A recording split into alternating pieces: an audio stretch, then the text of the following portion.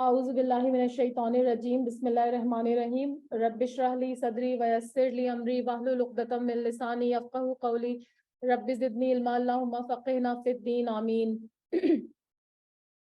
الحمدللہ ہم سب یہاں پر آج ایک مقصد کے لیے اکٹھے ہوئے ہیں، اور وہ مقصد کیا ہے کہ اللہ کی رضا کی خاطر اللہ کی کتاب کو سمجھنا، اور ہمیں یہاں پر ہم سب کو اللہ کی محبت نے جمع کیا ہے۔ تو اللہ تعالیٰ سے دعا ہے کہ وہ ہمیں اخلاص اور قبولیت عطا فرمائے، اور ہماری نیتوں کو صرف اپنے لیے خالص کر لے، اور ہم اس سے راضی ہو جائیں اور وہ ہم سے راضی ہو جائے۔ اور اللہ تعالیٰ سے دعا ہے کہ اللہ تعالیٰ ہمارے نفع مند علم میں اضافہ فرمائے، اور ہمارا یہاں آنا مبارک ہو، اور یہ علم بھی مبارک ہو، اور ہمارا عمل اور ہم ساری زندگی ہماری برکتوں سے بھر جائے۔ آمین۔ آپ صلی اللہ علیہ وسلم نے فرمایا ہے کہ جو لوگ اللہ کے گھروں میں سے کسی گھر میں اللہ کی کتاب کی تلاوت کرتے ہیں اور اس کی تعلیم میں باہم مصروف ہوتے ہیں تو ان پر سکینت نازل ہوتی ہے، اور رحمت انہیں ڈھانپ لیتی ہے، اور فرشتے انہیں گھیر لیتے ہیں، اور اللہ تعالیٰ ان کا ذکر اپنے پاس موجود فرشتوں میں کرتے ہیں۔ تو اللہ کے ذکر کی بہت بڑی فضیلت ہے۔ جب سب اکٹھے ہو کر اللہ کو یاد کرتے ہیں تو اس کا اجر و ثواب اور اس کا فائدہ کئی گنا بڑھ جاتا ہے۔ تو اللہ تعالیٰ ہمیں بھی جو ہے وہ یہ فضیلت عطا کرے، اور ہمارا ذکر بھی اللہ تعالیٰ فرشتوں کی مجلس میں کرے اور ہمارے اجر و ثواب میں اضافہ کرے۔ آمین۔ آپ کو معلوم ہے کہ الحمدللہ انشاءاللہ رمضان شروع ہونے والا ہے، اور یہ دورہ قرآن ہم سنت رسول صلی اللہ علیہ وسلم پر عمل کر کے جو ہے وہ کرتے ہیں، کیونکہ آپ صلی اللہ علیہ وسلم بھی جب رمضان آتے تھے تو قرآن کا جو ہے وہ دورہ ضرور کرتے تھے۔ تو اس سے کیا ہوتا ہے کہ آپ کو پتہ چل جاتا ہے کہ اللہ تعالیٰ کی کتاب میں اللہ تعالیٰ کیا فرما رہے ہیں، اور پھر قرآن اس برکت سے، اس مہینے کی برکت سے پھر ہمیں یہ توفیق اللہ تعالیٰ نصیب کرتے ہیں کہ ہم بعد میں بھی اس کتاب سے جڑے رہیں، اور اس کو جو ہے وہ ڈیپ اسٹڈی کریں، اس میں غور و فکر کریں، اور اس کی جو آیات ہیں اس کو جو ہے وہ سمجھ کر پڑھیں اور اس پر عمل کرنے کی جو ہے وہ کوشش کریں۔ تو اللہ تعالیٰ ہمیں ان آیات پر عمل کرنے کی توفیق عطا فرمائے، اور ہمیں ہمارے اوقات میں، ہماری تعداد میں برکت عطا فرمائے، اور ہمیں جو ہے وہ اس کو سمجھ کے پڑھنے کی توفیق عطا فرمائے اور آگے لوگوں تک پہنچانے کی توفیق عطا فرمائے۔ آمین۔ رمضان کی اہمیت کے حوالے سے ایک چھوٹی سی حدیث آپ کو بتا دوں گی۔ رمضان وہ مبارک مہینہ ہے جس میں اللہ تعالیٰ اپنے بندوں پر خصوصی رحمتیں اور برکتیں نازل فرماتا ہے۔ شیاطین جو ہوتے ہیں اس میں قید کر دیے جاتے ہیں، اور اپنے بندوں کو اللہ تعالیٰ نیکی کے کاموں کی طرف رغبت دلاتا ہے تاکہ بھلائی کے کام کرنا ان کے لیے آسان ہو جائے۔ نبی اکرم صلی اللہ علیہ وسلم نے فرمایا، صحیح مسلم کی حدیث ہے، کہ جب رمضان کا مہینہ آتا ہے تو رحمت کے دروازے کھول دیے جاتے ہیں۔ ایک اور روایت میں آتا ہے، آپ صلی اللہ علیہ وسلم نے فرمایا کہ تحقیق تمہارے پاس رمضان کا مہینہ آ گیا ہے، یہ برکتوں والا مہینہ ہے، اللہ تعالیٰ نے اس کے روزے تم پر فرض کیے ہیں، اور اس میں جنت کے دروازے کھول دیے ہیں اور جہنم کے دروازے بند کر دیے جاتے ہیں، اور شیاطین کو جکڑ دیا جاتا ہے، اور اس میں ایک رات ایسی ہے جو 1000 مہینوں سے بہتر ہے، اور جو اس کی بھلائی سے محروم رہا تو تحقیق وہ محروم ہی رہا۔ ٹھیک ہے، تو اللہ تعالیٰ ہمیں رمضان کی برکتیں اور رحمتیں اور فضیلتیں جو ہے وہ ہمارے اوپر نازل کرے، ہمیں اس رمضان کے مہینے جو قریب ہی ہے اس تک پہنچائے، اور ہمیں اتنی مہلت دے کہ ہم اس میں نیک کام کریں جن سے اللہ تعالیٰ ہم سے راضی ہو جائیں اور ہم اللہ تعالیٰ سے راضی ہو جائیں۔ تو آئیے شروع کرتے ہیں۔ پہلے میں سورہ فاتحہ کی تلاوت لگا رہی ہوں، اور پھر اس کے بعد میں آپ کو اس کا ترجمہ بتاؤں گی۔ اعوذ باللہ من الشیطان الرجیم بسم اللہ الرحمن الرحیم۔ سورہ فاتحہ آپ کو معلوم ہے کہ یہ قرآن مجید کی سب سے پہلی سورت ہے، اور اس کی احادیث میں بہت فضیلت آئی ہے۔ فاتحہ کے معنی ہے آغاز اور ابتدا کرنا، اسی لیے اس کو الفاتحہ یعنی فاتحۃ الکتاب بھی کہا جاتا ہے۔ اور اس کے علاوہ اس کے جو ہے وہ کچھ اور نام بھی ہمیں احادیث سے ملتے ہیں، مثلا ام القرآن، السبع المثانی، القرآن العظیم، الشفا، الرقیہ۔ رقیہ جو ہے وہ دم کرنے کو کہتے ہیں نا، تو اس کے علاوہ بھی اور جو ہے وہ ہیں، اس کے نام ہیں۔ اور ایک حدیث قدسی میں اس کا ایک نام جو ہے وہ الصلاۃ بھی کہا گیا۔ اللہ تعالیٰ نے فرمایا کہ قسمت الصلاۃ بینی و بین عبدی، اس کا ترجمہ ہے کہ میں نے صلاۃ یعنی نماز کو اپنے اور اپنے بندے کے درمیان تقسیم کر دیا ہے، اور مفسرین کہتے ہیں کہ اس سے مراد جو ہے وہ سورہ فاتحہ ہے۔ اس سورت کا نصف حصہ اللہ تعالیٰ کی حمد و ثنا اور اس کی رحمت اور ربوبیت اور عدل اور بادشاہت کے بیان میں ہے، اور باقی نصف حصے میں دعا اور مناجات ہیں جو بندہ اللہ کی بارگاہ میں کرتا ہے۔ اور اس حدیث میں سورہ فاتحہ کو نماز سے تعبیر کیا گیا ہے، تو اس سے کیا معلوم ہوتا ہے کہ نماز میں اس کا پڑھنا بہت ضروری ہے۔ تو نبی کریم صلی اللہ علیہ وسلم نے صحیح مسلم میں جو ہے وہ ان کی حدیث ہے، صحیح بخاری اور صحیح مسلم کی، کہ اس شخص کی نماز نہیں جس نے سورہ فاتحہ نہیں پڑھی۔ تو ہر نمازی کو جو ہے وہ یہ سورہ فاتحہ پڑھنا جو ہے وہ ضروری ہے. یعنی جب آپ اگر نماز کے لیے جا رہے ہیں تو رکوع سے پہلے آپ اگر ان کو جوائن کر لیتے ہیں تو وہ والی رکعت آپ کی پوری ہو جاتی ہے اگر آپ نماز جماعت سے پڑھتے ہیں. تو آئیے اس کو شروع کرتے ہیں. سورہ فاتحہ جو ہے وہ مکی سورت ہے اور اس میں 7 آیتیں ہیں. بسم اللہ الرحمن الرحیم. شروع کرتی ہوں اللہ کے نام سے جو بڑا مہربان اور نہایت رحم کرنے والا ہے. ابن عباس سے مروی ہے, اس کے بارے میں ایک حدیث بھی سن لیجئے. ابن عباس رضی اللہ تعالیٰ عنہ سے مروی ہے کہ ہمارے درمیان جبرائیل نبی اکرم صلی اللہ علیہ وسلم کے پاس بیٹھے ہوئے تھے کہ اوپر سے آواز آئی. آپ صلی اللہ علیہ وسلم نے سر اٹھایا تو جبرائیل علیہ السلام نے فرمایا یہ آسمان کا دروازہ ہے جسے آج صرف اس لیے کھولا گیا ہے, اس سے پہلے یہ دروازہ کبھی نہیں کھولا گیا. پھر اس سے ایک فرشتہ اترا تو جبرائیل علیہ السلام نے فرمایا یہ فرشتہ جو زمین کی طرف اترا ہے یہ آج سے پہلے کبھی نہیں اترا. اور پھر اس فرشتے نے سلام کیا اور کہا کہ آپ کو ان 2 نوروں کی خوشخبری ہو آپ صلی اللہ علیہ وسلم کو جو دیے گئے ہیں, جو آپ صلی اللہ علیہ وسلم سے پہلے کسی نبی کو نہیں دیے گئے.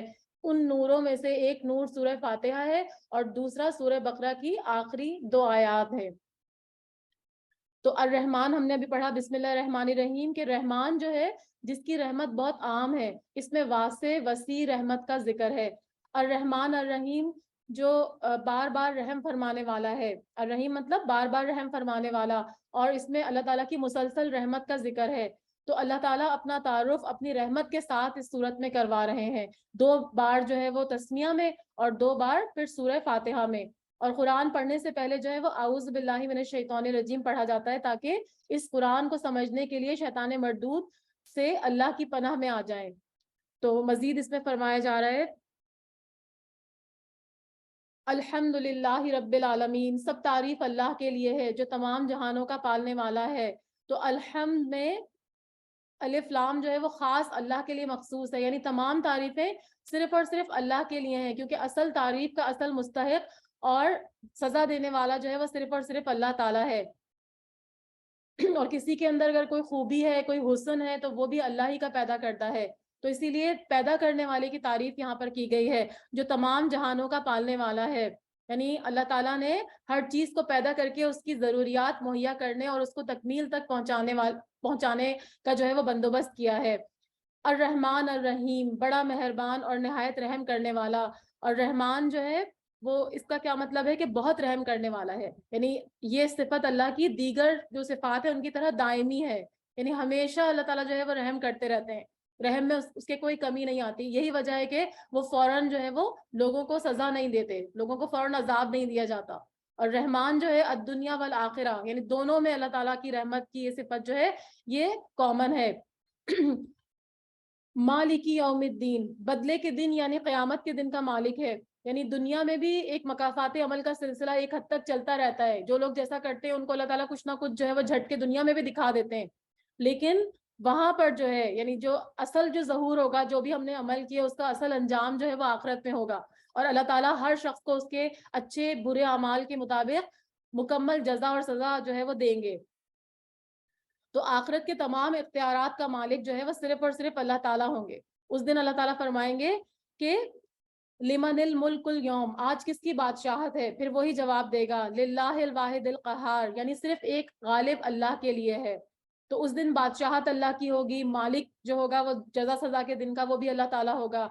مزید فرمایا ایاک نعبد و ایاک نستعین, ہم صرف تیری عبادت کرتے ہیں اور صرف تجھ سے مدد چاہتے ہیں. یعنی عبادت کے لیے کسی کی عبادت کے معنی ہے کسی کی رضا کے لیے نہایت ہی تزلزل اور عاجزی کے ساتھ اور کمال خشوع کا اظہار کرنا اور کمال محبت جو ہے وہ اس کا نام جو ہے وہ عبادت ہے. یعنی ایک تو اس میں 2 چیزیں ہوتی ہیں عبادت میں, ایک جو ہے وہ شدید محبت ہوتی ہے اور دوسری شدید تعظیم ہوتی ہے.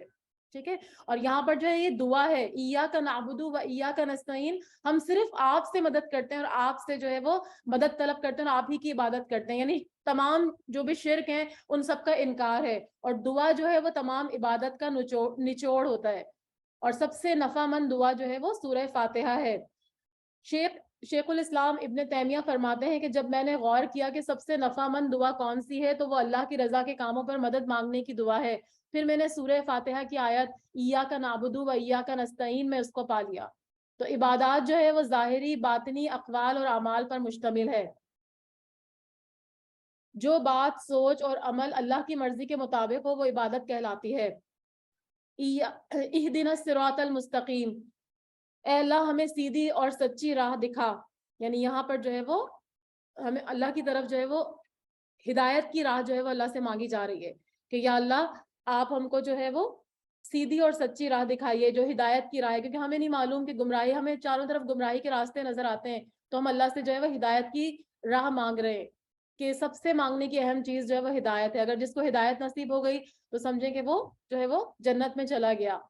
تو دن کی نمازوں میں کم از کم 17 مرتبہ جو فرائض ہیں اس میں یہ ہدایت کی دعا ہم مانگتے ہیں کہ اہدنا الصراط المستقیم، یعنی سیدھے راستے کی جو جنت الفردوس تک ہم کو پہنچا دے. حضرت علی رضی اللہ تعالیٰ عنہ نے فرمایا کہ نبی اکرم صلی اللہ علیہ وسلم نے فرمایا کہ یہ دعا مانگتے رہا کرو. اس میں ایک اور دعا ہے اللہم اہدنی وسددنی، اے اللہ مجھے ہدایت دے اور مجھے سیدھا رکھ. تو یہ ہم اللہ سے ہر وقت مانگیں گے تو انشاءاللہ اللہ تعالیٰ ہم کو ہدایت نصیب کرے گا. صراط الذین انعمت علیہم غیر المغضوب علیہم ولا الضالین. تو ہمیں ان لوگوں کا راستہ ہم مانگ رہے ہیں اللہ تعالیٰ سے، ان لوگوں کا راستہ دکھائیے جن کو، ہمیں ان نیک لوگوں کے راستے پر چلائیے جن پر آپ کا انعام ہوا، یعنی انبیاء، صدیقین، شہداء، صالحین وغیرہ.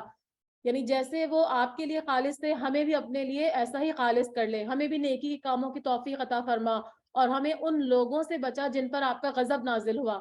یعنی جن کو اللہ تعالیٰ نے علم دیا، جو اہل علم ہے، یہودی ہیں، نصارہ ہیں، لیکن انہوں نے اس پر عمل نہیں کیا، تو ہمیں ان کے راستے سے بچا، اور ہمیں ان کا راستہ بھی نہیں چاہیے جو سیدھے راستے سے بھٹک گئے ہیں. ولدالین یعنی جن کے پاس علم بھی نہیں آیا اور وہ سیدھے راستے سے ہمیشہ بھٹکے رہے، تو ہمیں ان کا راستہ چاہیے جو اللہ کے راستے پر ہمیشہ چلتے رہے ہیں.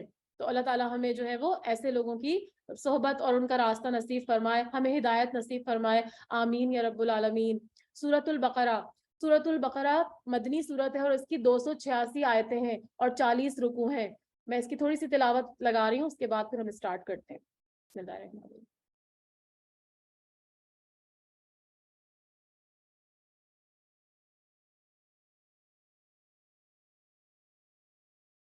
سورة البقرة.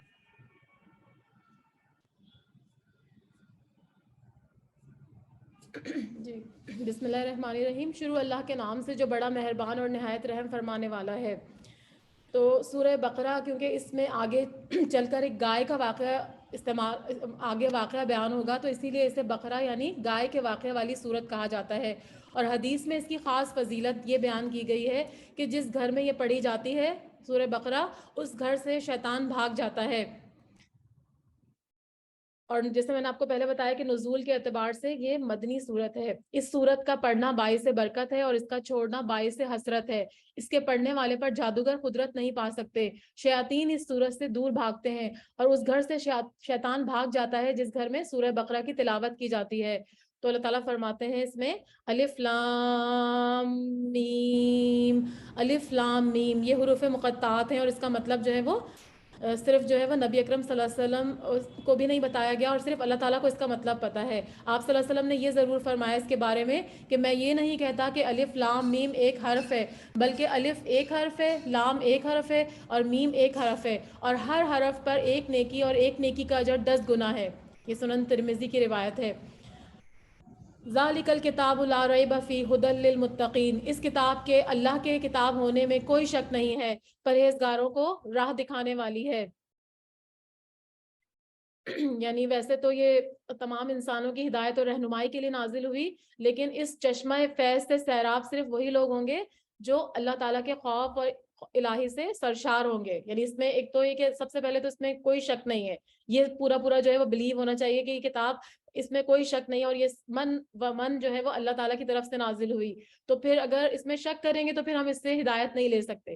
تو جب ہم اس کو یقین کریں گے کہ یہ کتاب اللہ کی ہے تو پھر اس کے بعد یہ پرہیزگاروں کو راہ دکھانے والی اس لیے کہا گیا کہ وہ پھر اللہ سے ڈرنے والے ہوں گے. تو جو اللہ سے ڈرتے ہی نہیں ہیں تو پھر ان کو تو اس سے کوئی ہدایت نصیب نہیں ہوگی. الذین یؤمنون بالغیب ویقیمون الصلاۃ ومما رزقناہم ینفقون. جو لوگ غیب پر ایمان لاتے ہیں اور نماز کو قائم کرتے ہیں اور ہمارے دیے ہوئے مال میں سے خرچ کرتے ہیں. اب یہ کون لوگ ہیں متقی؟ ان کی جو ہے وہ صفات بیان کی جا رہی ہیں کہ سب سے پہلی صفت کہ امور غیبیہ پر ایمان لانا، یعنی جیسے کہ اللہ تعالیٰ کی ذات ہے، وحی الہی ہے، جنت ہے، دوزخ ہے، ملائکہ ہے، عذاب قبر ہے، حشر ہے، تو یہ ساری چیزیں ہمیں نظر نہیں آتی نا، لیکن اس پر ایمان لانا، تو یہ سب غیب پر ایمان لانا ہے کہ نبی اکرم صلی اللہ علیہ وسلم جو کچھ ہمیں غیب کے بارے میں بتایا ہم اس پر ایمان لاتے ہیں۔ اور ان کی دوسری کوالٹی کیا ہے کہ نماز کو قائم کرتے ہیں، اور جو ان کو مال دیا گیا اس میں سے خرچ کرتے ہیں، یعنی اقامت صلاۃ سے مراد جو ہے وہ پابندی ہے کہ نماز کا اہتمام جو ہے وہ نماز کے اوقات کے مطابق کرنا، ورنہ منافقین بھی نماز پڑھتے ہیں لیکن ان کی نماز جو ہے وہ قابل قبول نہیں ہوتی کیونکہ ان کا دل کہیں اور ہوتا ہے، تو پوری خشوع اور خضوع کے ساتھ جو ہے وہ نماز کا پڑھنا جو ہے وہ اس میں شامل ہے۔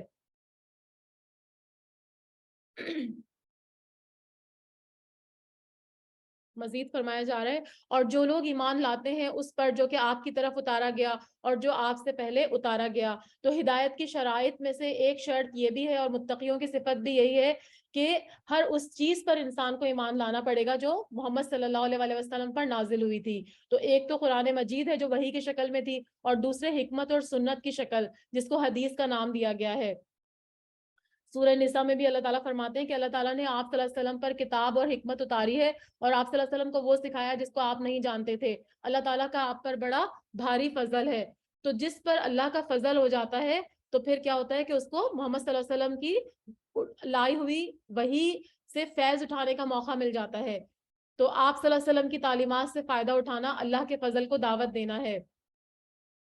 آپ صلی اللہ علیہ وسلم نے فرمایا تم ہرگز گمراہ نہیں ہوگے جب تک ان دو چیزوں کو مضبوطی سے تھام لو، ایک اللہ کی کتاب یعنی قرآن مجید اور دوسری اس کے نبی صلی اللہ علیہ وسلم کی سنت۔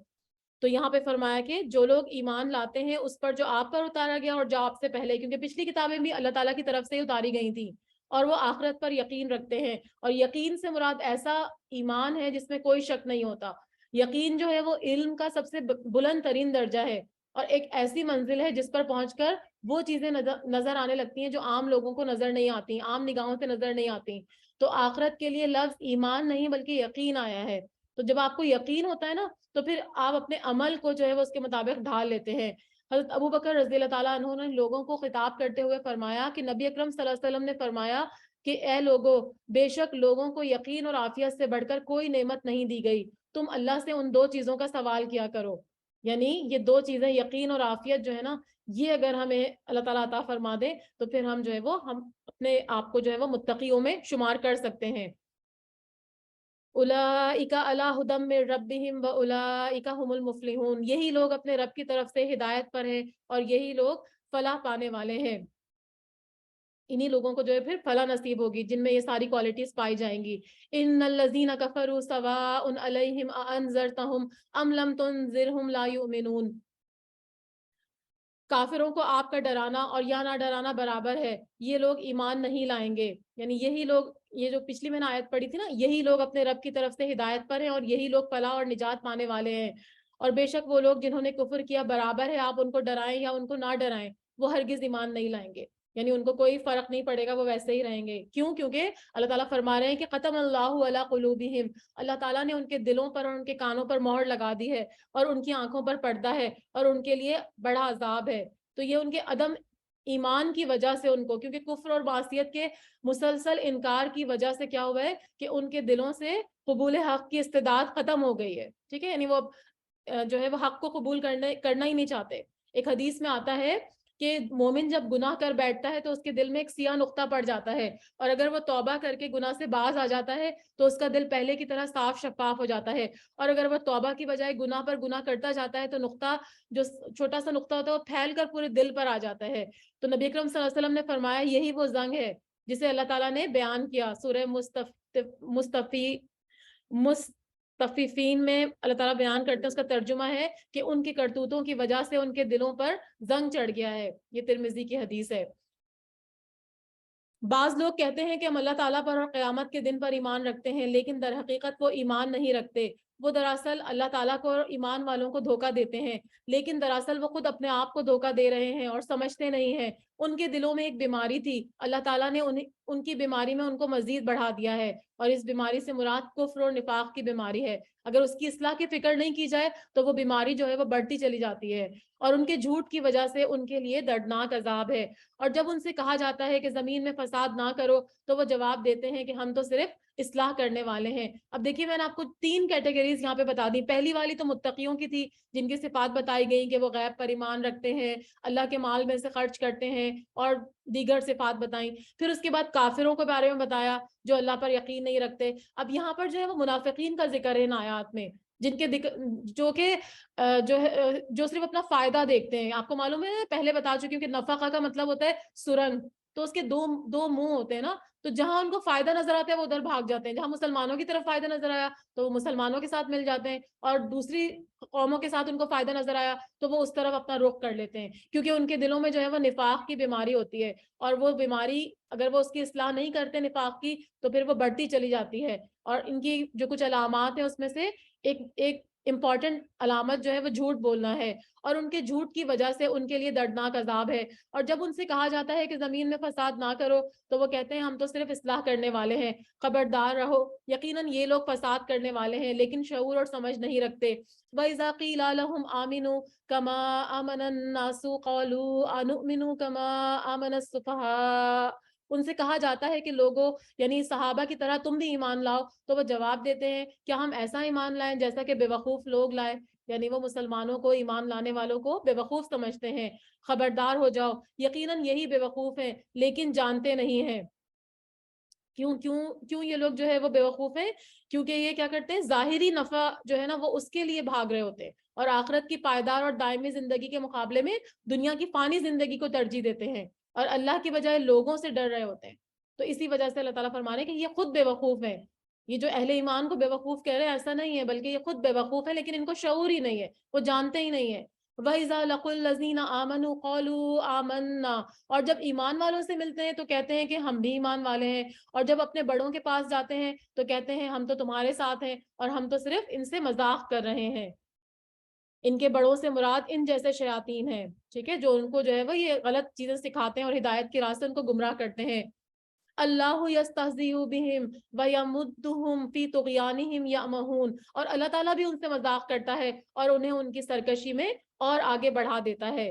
یعنی جس طرح سے وہ مسلمانوں کے ساتھ استہزاء کرتے ہیں, ان کا مذاق اڑاتے ہیں, تو اللہ تعالیٰ بھی ان کے ساتھ ایسا ہی معاملہ کرتے ہوئے انہیں ذلت میں مبتلا کر دیتا ہے. اللہ تعالیٰ بھی ان سے مذاق کرتا ہے اور انہیں ان کی سرکشی اور بہکاوے میں مزید بڑھا دیتا ہے. یہ وہ لوگ ہیں جنہوں نے گمراہی کو ہدایت کے بدلے میں خرید لیا ہے, بس نہ تو ان کی تجارت نے ان کو فائدہ دیا اور نہ ہی یہ ہدایت والے ہوئے. یعنی تجارت سے مراد کیا ہے یہاں پر, کہ ہدایت کا راستہ چھوڑ کر گمراہی کا راستہ اختیار کرنا, یہ یہاں پر جو ہے وہ یہ یہاں پہ مراد ہے.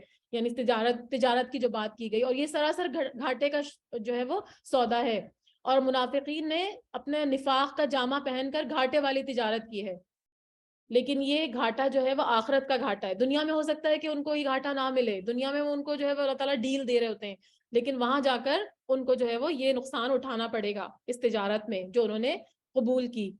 مثلہم کمثل الذی استوقد نارا, ان کی مثال اس شخص کی سی ہے جس نے آگ جلائی, بس آس پاس کی چیزیں روشنی میں آئی ہی تھیں کہ اللہ ان کے نور کو لے گیا اور انہیں اندھیروں میں چھوڑ دیا جو نہیں دیکھتے. حضرت عبداللہ بن مسعود رضی اللہ تعالیٰ عنہ اور دیگر صحابہ نے اس کا یہ مطلب بیان کیا ہے کہ نبی اکرم صلی اللہ علیہ وسلم جب مدینے تشریف لائے تو کچھ لوگ مسلمان ہو گئے لیکن پھر جلد ہی منافق ہو گئے. ان کی مثال اس شخص کی ہے جو اندھیرے میں تھے پہلے, یعنی یہ لوگ, اور اس کے بعد انہوں نے جب روشنی جلائی تو ان کا ماحول روشن ہو گیا اور مفید اور نقصان دہ چیزیں ان پر واضح ہو گئیں, لیکن پھر وہ روشنی بجھ گئی اور دوبارہ سے وہ تاریکیوں میں گھر گئے. یہی حال منافقین کا تھا, یعنی پہلے وہ شرک کی تاریکیوں میں تھے لیکن جب مسلمان ہوئے تو روشنی میں آ گئے, حلال اور حرام اور خیر اور شر کو پہچاننے لگے, لیکن دوبارہ سے وہ کفر اور نفاق کی طرف جو ہے وہ لوٹ گئے.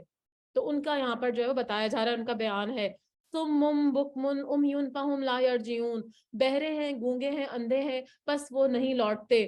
یا آسمانی برسات کی طرح جس میں اندھیریاں اور گرج اور موت ہو, موت سے ڈر کر کڑاکے کی وجہ سے اپنی انگلیاں اپنے کانوں میں ڈال لیتے ہیں, اور اللہ تعالیٰ کافروں کو گھیرنے والا ہے. یعنی جب کوئی اندیشے ہوتے ہیں, جب کوئی فکریں ہوتی ہیں تو یہ فوراً کیا کرتے ہیں کہ پیچھے ہٹ جاتے ہیں, اور جب بھی کوئی جیسے جنگوں میں اگر ان کو منافقین کو شرکت کرنی پڑ جائے تو کوئی نہ کوئی بہانہ کر کے جو ہے وہ پیچھے رہ جاتے ہیں. جب جہاں پر ان کو جو ہے فائدے نظر آتے ہیں تو وہ آگے آگے جو ہے وہ بڑھنے لگتے ہیں. قریب ہے کہ بجلی ان کی آنکھیں اچک لے، اور ان کے لیے جب بھی روشنی ہوتی ہے تو اس میں چلتے ہیں، اور جب ان پہ اندھیرا آ جاتا ہے تو وہ وہیں کھڑے ہو جاتے ہیں. یعنی یہ منافقین کے ہی ایک گروہ کا ذکر کیا جا رہا ہے ان آیات میں، کہ جب کبھی حق واضح ہوتا ہے تو شک میں پڑ جاتے ہیں. تو یہ جو بارش ہے وہ کیا ہے؟ شکوک اور کفر و نفاق کی بارش ہے. تو گرج چمک جب پڑتی ہے تو وہ خوف کے مارے اپنی کانوں میں انگلیاں ڈال لیتے ہیں. لیکن یہ تدبیریں ان کو اللہ کے عذاب سے، اللہ کی گرفت سے نہیں بچا سکیں گی، کیونکہ وہ اللہ کے گھیرے سے نہیں نکل سکتے. لیکن حق کی کرنیں جب ان پر پڑی تو وہ حق کی طرف جھکتے ہیں، لیکن جب مسلمانوں پر مشکلات کا دورہ آتا ہے تو وہ پھر حیران پریشان کھڑے ہو جاتے ہیں. تو یہ وہ گروہ تھا منافقین کا جو آخر وقت تک جو ہے حق قبول حق تھا اس سے وہ محروم رہے، یعنی وہ ہر وقت شک میں ہی پڑے رہے. یقیناً اللہ تعالیٰ ہر چیز پر قدرت رکھنے والا ہے. یا ایھا الناس اعبدوا ربکم الذی خلقکم والذین من قبلکم لعلکم تتقون. اے لوگو اپنے اس رب کی عبادت کرو جس نے تمہیں اور تم سے پہلے کے لوگوں کو پیدا کیا، اور یہی تمہارا بچاؤ ہے. جس نے تمہارے لیے زمین کو فرش اور آسمان کو چھت بنایا، اور آسمان سے پانی اتار کر اس سے پھل پیدا کر کے تمہیں روزی دی. خبردار ہو جاؤ باوجود جاننے کے اللہ کے شریک مقرر نہ کرو. یعنی ہدایت اور ضلالت کے اعتبار سے انسانوں کے 3 گروہوں کے تذکرے کے بعد اللہ تعالیٰ کی وحدانیت اور اس کی عبادت کی دعوت جو ہے وہ تمام انسانوں کو دی جا رہی ہے. فرمایا جا رہا ہے کہ جب تمہارا اور کائنات کا خالق صرف اللہ ہے اور تمہاری تمام ضروریات کا مہیا کرنے والا، تو پھر تم اس کو چھوڑ کے دوسرے لوگوں کی کیوں عبادت کرتے ہو؟ دوسروں کو اس کا شریک کیوں ٹھہراتے ہو؟ اگر تم اللہ کے عذاب سے بچنا چاہتے ہو تو طریقہ کیا ہے کہ صرف توحید پر رہو، اللہ کو ایک مانو، اسی کی عبادت کرو، اور جانتے بوجھتے جو ہے وہ شرک نہ کرو. جو کچھ مانگنا ہے صرف اور صرف اللہ سے مانگو. ہم نے جو کچھ اپنے بندے پر اتارا، اور اس میں اگر تمہیں کوئی شک ہو اور تم سچے ہو تو اس جیسی ایک صورت بنا لاؤ. تمہیں اختیار ہے کہ اللہ تعالیٰ کے سوا اپنے اور بھی مددگار بلا لو.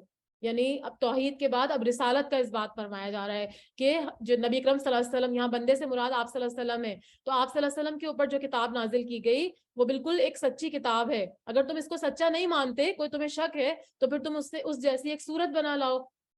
تو پھر تمہیں پتہ چل جائے گا کہ یہ کوئی کلام جو اللہ کی طرف سے نازل ہوا ہے کسی انسان کا کلام نہیں ہے، یہ کلام الہی ہے.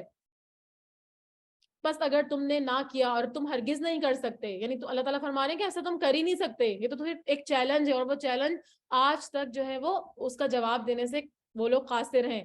تو فرمایا کہ تو اسے سچا مان کر اس آگ سے بچو جس کا ایندھن انسان اور پتھر ہے، جو کافروں کے لیے تیار کی گئی ہیں. اور پتھر سے مراد ابن عباس رضی اللہ تعالیٰ عنہ فرماتے ہیں کہ گندھک کے پتھر ہیں، کیونکہ وہ آگ جو ہے وہ مطلب آگ میں ڈالے جاتے ہیں تو وہ زیادہ جو وہ جلتے ہیں نا، تو اس وجہ سے وہ ایندھن ہوں گے. اور بعض حضرات کہتے ہیں کہ یہ اس سے مراد جو ہے وہ اصنام ہے جن کو یہ پوجتے تھے، جن کی یہ دنیا میں پرستش کرتے تھے. تو فرمایا ایک اور جگہ قرآن مجید میں آتا ہے سورہ انبیاء میں کہ تم اور جن کی تم عبادت کرتے ہو وہ جہنم کا ایندھن ہوں گے. تو مزید فرمایا جا رہا ہے کہ اس آگ سے یعنی بچنے کی تیاری کرنے کو کہا جا رہا ہے. وَبَشِّرِ الَّذِينَ آمَنُوا وَعَمِلُوا الصَّالِحَاتِ أَنَّ لَهُمْ جَنَّاتٍ تَجْرِي مِن تَحْتِهَا الْأَنْهَارُ كُلَّمَا رُزِقُوا مِنْهَا مِن ثَمَرَةٍ رِزْقًا قَالُوا هَذَا الَّذِي رُزِقْنَا مِن قَبْلُ وَأُتُوا بِهِ مُتَشَابِهًا. اور ایمان والوں اور نیک عمل کرنے والوں کو اور ان جنتوں کی خوشخبریاں سنا دو جن کے نیچے نہریں بہ رہی ہیں. یعنی اب اس کے برعکس ایمان والوں کا انجام بتایا جا رہا ہے کہ ان کا کیا انجام ہوگا جنہوں نے اللہ کی ہدایت کو اپنایا، عمل صالح کیے. تو جب بھی آپ ایمان لاتے ہیں اس کے ساتھ عمل صالح کا جو ہے وہ چولی دامن کا ساتھ ہوتا ہے، بالکل جو ہے وہ ساتھ ہوتے ہیں. صرف ایمان لانا کافی نہیں ہوتا، نیک عمل کرنا بھی ضروری ہے. ان کو ان جنتوں کی خوشخبریاں سنا دو جن کے نیچے نہریں بہ رہی ہیں. جب کبھی وہ پھلوں کا رزق دیے جائیں گے اور ہم شکل لائے جائیں گے، یعنی تو وہ کہیں گے کہ یہ وہی ہے جو اس سے پہلے ہم دیے گئے تھے. متشابہہ کا مطلب کہ جنت کا تمام میووں کا آپس میں ہم شکل ہونا، یا پھر دنیا کے جو پھل ہیں نا ان کے ہم شکل ہونا. لیکن ورنہ جنت کے میوے تو مزے اور ذائقے کے اعتبار سے دنیا کے میووں سے ان کی کوئی نسبت ہی نہیں ہوگی. وہ بہت ہی بہترین ہوں گے. اس کے بارے میں صحیح بخاری کی ایک حدیث آتی ہے کہ نہ کسی آنکھ نے انہیں دیکھا ہوگا اور نہ کسی کان نے ان کی بابت سنا ہوگا، اور دیکھنا سننا تو درکنار کسی انسان کے دل میں ان کا گمان بھی نہیں گزرا ہوگا. یعنی وہ اتنے اچھے پھل ہوں گے اور اتنے زیادہ خوش ذائقہ ہوں گے. ان کے لیے ان کی بیویاں ہیں جو کہ صاف ستھری، اور وہ ان جنتوں میں ہمیشہ رہنے والے ہیں. سب سے بہترین چیز جنت کی کیا ہوگی کہ وہاں پر ان کو ہمیشگی ہوگی، خلود کے معنی ہمیشگی کے ہیں، وہ ہمیشہ رہیں گے، خوش رہیں گے. اور اہل دوزخ جو ہوں گے وہ ہمیشہ ہمیشہ کے لیے جہنم میں رہیں گے. حدیث میں آتا ہے کہ جہنم اور جنت میں جانے کے بعد ایک فرشتہ اعلان کرے گا کہ اے جہنمیوں اب موت نہیں آئے گی، اور اے جنتیوں اب موت نہیں آئے گی، اور جو فریق جس حالت میں ہے وہ اسی حالت میں ہمیشہ رہے گا. یہ صحیح بخاری کی حدیث ہے. اللہ تعالیٰ ہم سب کو جنت الفردوس میں جگہ عطا فرمائے مرنے کے بعد، آمین. ان اللہ لا یستحیی ان یضرب مثلا ما بعوضۃ فما فوقها. یقیناً اللہ تعالیٰ کسی مثال کے بیان کرنے سے شرماتا نہیں ہے، چاہے مچھر کی ہو یا اس سے بھی ہلکی چیز کی ہو.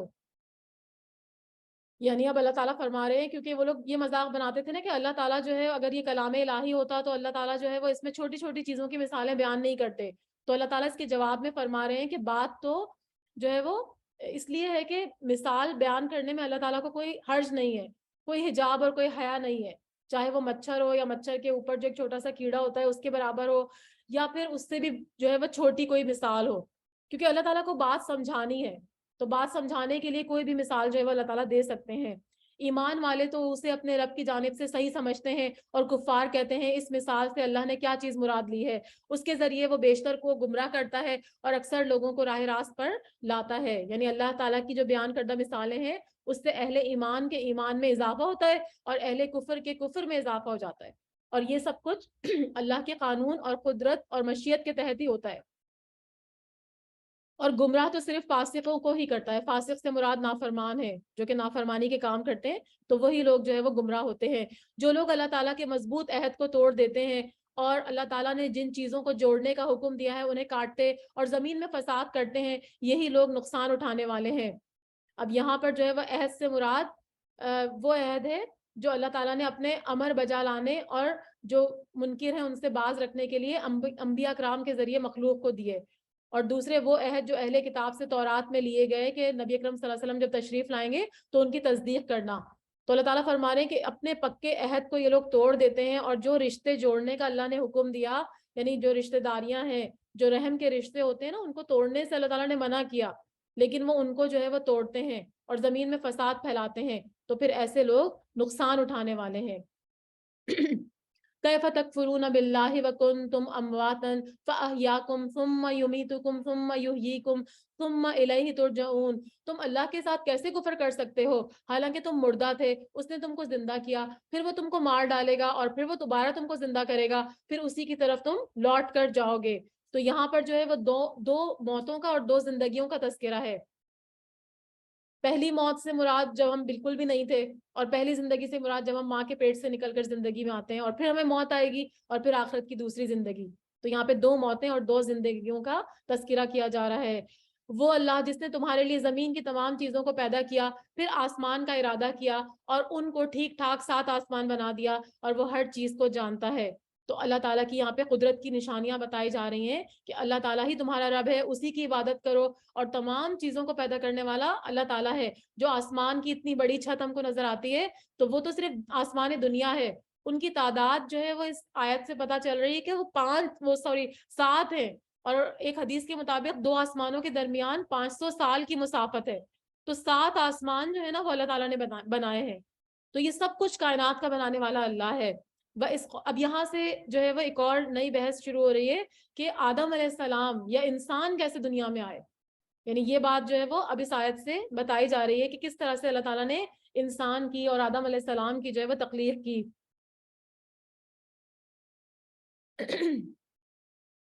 تو فرمایا کہ وَإِذْ قَالَ رَبُّكَ لِلْمَلَائِكَةِ إِنِّي جَاعِلٌ فِي الْأَرْضِ خَلِيفَةً قَالُوا أَتَجْعَلُ فِيهَا مَن تُفْسِدُ فِيهَا وَيَسْفِكُ الدِّمَاءَ. اور جب تیرے رب نے فرشتوں سے کہا کہ میں زمین میں خلیفہ بنانے والا ہوں، تو انہوں نے کہا ایسے شخص کو کیوں پیدا کرتا ہے جو زمین میں فساد کرے گا اور خون بہائے گا، اور ہم آپ کی تسبیح اور پاکی اور ہم بیان کرتے ہیں. اللہ تعالیٰ نے فرمایا جو میں جانتا ہوں وہ تم نہیں جانتے. یعنی فرشتوں کو یہ کہنا کوئی حسد یا اعتراض کے طور پہ نہیں تھا، بلکہ وہ اس کی حقیقت اور حکمت معلوم کرنے کی غرض سے اللہ تعالیٰ سے پوچھ رہے تھے کہ آپ انسانوں کو کیوں پیدا کر رہے ہیں، کیونکہ انسانوں سے پہلے جو تھے وہ جنات یہاں موجود تھے زمین پر، تو ان لوگوں نے کافی خون ریزی کی تھی، تو وہ وہی بات کر رہے تھے، لیکن اللہ تعالیٰ نے فرمایا کہ جو میں جانتا ہوں وہ تم نہیں جانتے، اور اللہ تعالیٰ نے آدم کو تمام نام سکھا کر ان چیزوں کو فرشتوں کے سامنے پیش کیا اور فرمایا اگر تم سچے ہو تو ان چیزوں کے نام بتاؤ۔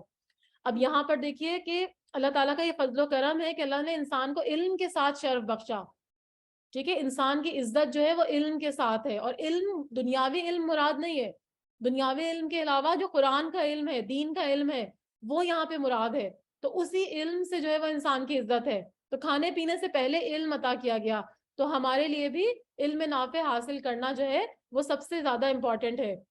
تو فرمایا ان سب نے، یعنی جو فرشتے تھے، انہوں نے کیا کہا کہ اے اللہ تیری ذات پاک ہے، ہمیں تو صرف اتنا علم ہے جتنا تو نے ہمیں سکھایا، اور پورے علم اور حکمت والا تو صرف تو ہی ہے۔ اللہ تعالیٰ نے حضرت آدم علیہ السلام سے فرمایا تم ان کے نام بتاؤ، یعنی کچھ چیزیں پیش کی اور پوچھا، جب انہوں نے بتا دیے تو فرمایا کیا میں نے تمہیں پہلے نہیں کہا تھا کہ زمین اور آسمانوں کا غیب میں ہی جاننے والا ہوں، اور میرے علم میں ہے جو کچھ تم ظاہر کرتے ہو اور جو کچھ تم چھپاتے ہو، یعنی ہر چیز اللہ سے جو ہے وہ چھپی ہوئی نہیں ہے، ہر چیز اللہ تعالیٰ کو معلوم ہے، اللہ تعالیٰ عالم الغیب ہے، اور اللہ کے برگزیدہ یا چنے ہوئے بندوں کو بھی اتنا ہی علم ہوتا ہے جتنا اللہ تعالیٰ ان کو عطا فرماتے ہیں۔ ہر چیز کا جو علم ہے، غیب کا علم ہے، وہ سب کچھ صرف اللہ کو ہے، اور جو لوگ غیب کا علم ہونے کا دعویٰ کرتے ہیں تو وہ بالکل غلط کرتے ہیں، وہ اللہ کے ساتھ شریک ٹھہراتے ہیں، اس کا مطلب ہے، ٹھیک ہے۔ اور جب ہم نے فرشتوں سے کہا کہ آدم کو سجدہ کرو علیہ السلام، تو ابلیس کے سوا سب نے سجدہ کیا اور اس نے انکار کر دیا، تو ابلیس نے سجدے سے انکار کیا اور اس کے بعد وہ اللہ تعالیٰ کی لعنت کا مستحق ہوا۔ حالانکہ یہاں پر جو تھا وہ یہ تکبر کرنا کوئی معنی نہیں دیتا تھا کہ میں آگ سے بنا ہوا ہوں اور جو ہے وہ انسان جو ہے وہ مٹی سے بنا ہے، آدم علیہ السلام مٹی سے بنائے گئے ہیں، کیونکہ اصل چیز جو تھی وہ تابع داری تھی، اللہ کا حکم تھا۔ فرشتے بھی تو نور سے بنے ہوئے تھے نا، لیکن انہوں نے تو نہیں انکار کیا، انہوں نے تو فوراً جو ہے وہ سجدہ کیا، لیکن اس نے کیا کیا، اس نے تکبر کیا، شیطان نے، ابلیس نے، اور وہ کافروں میں سے ہو گیا۔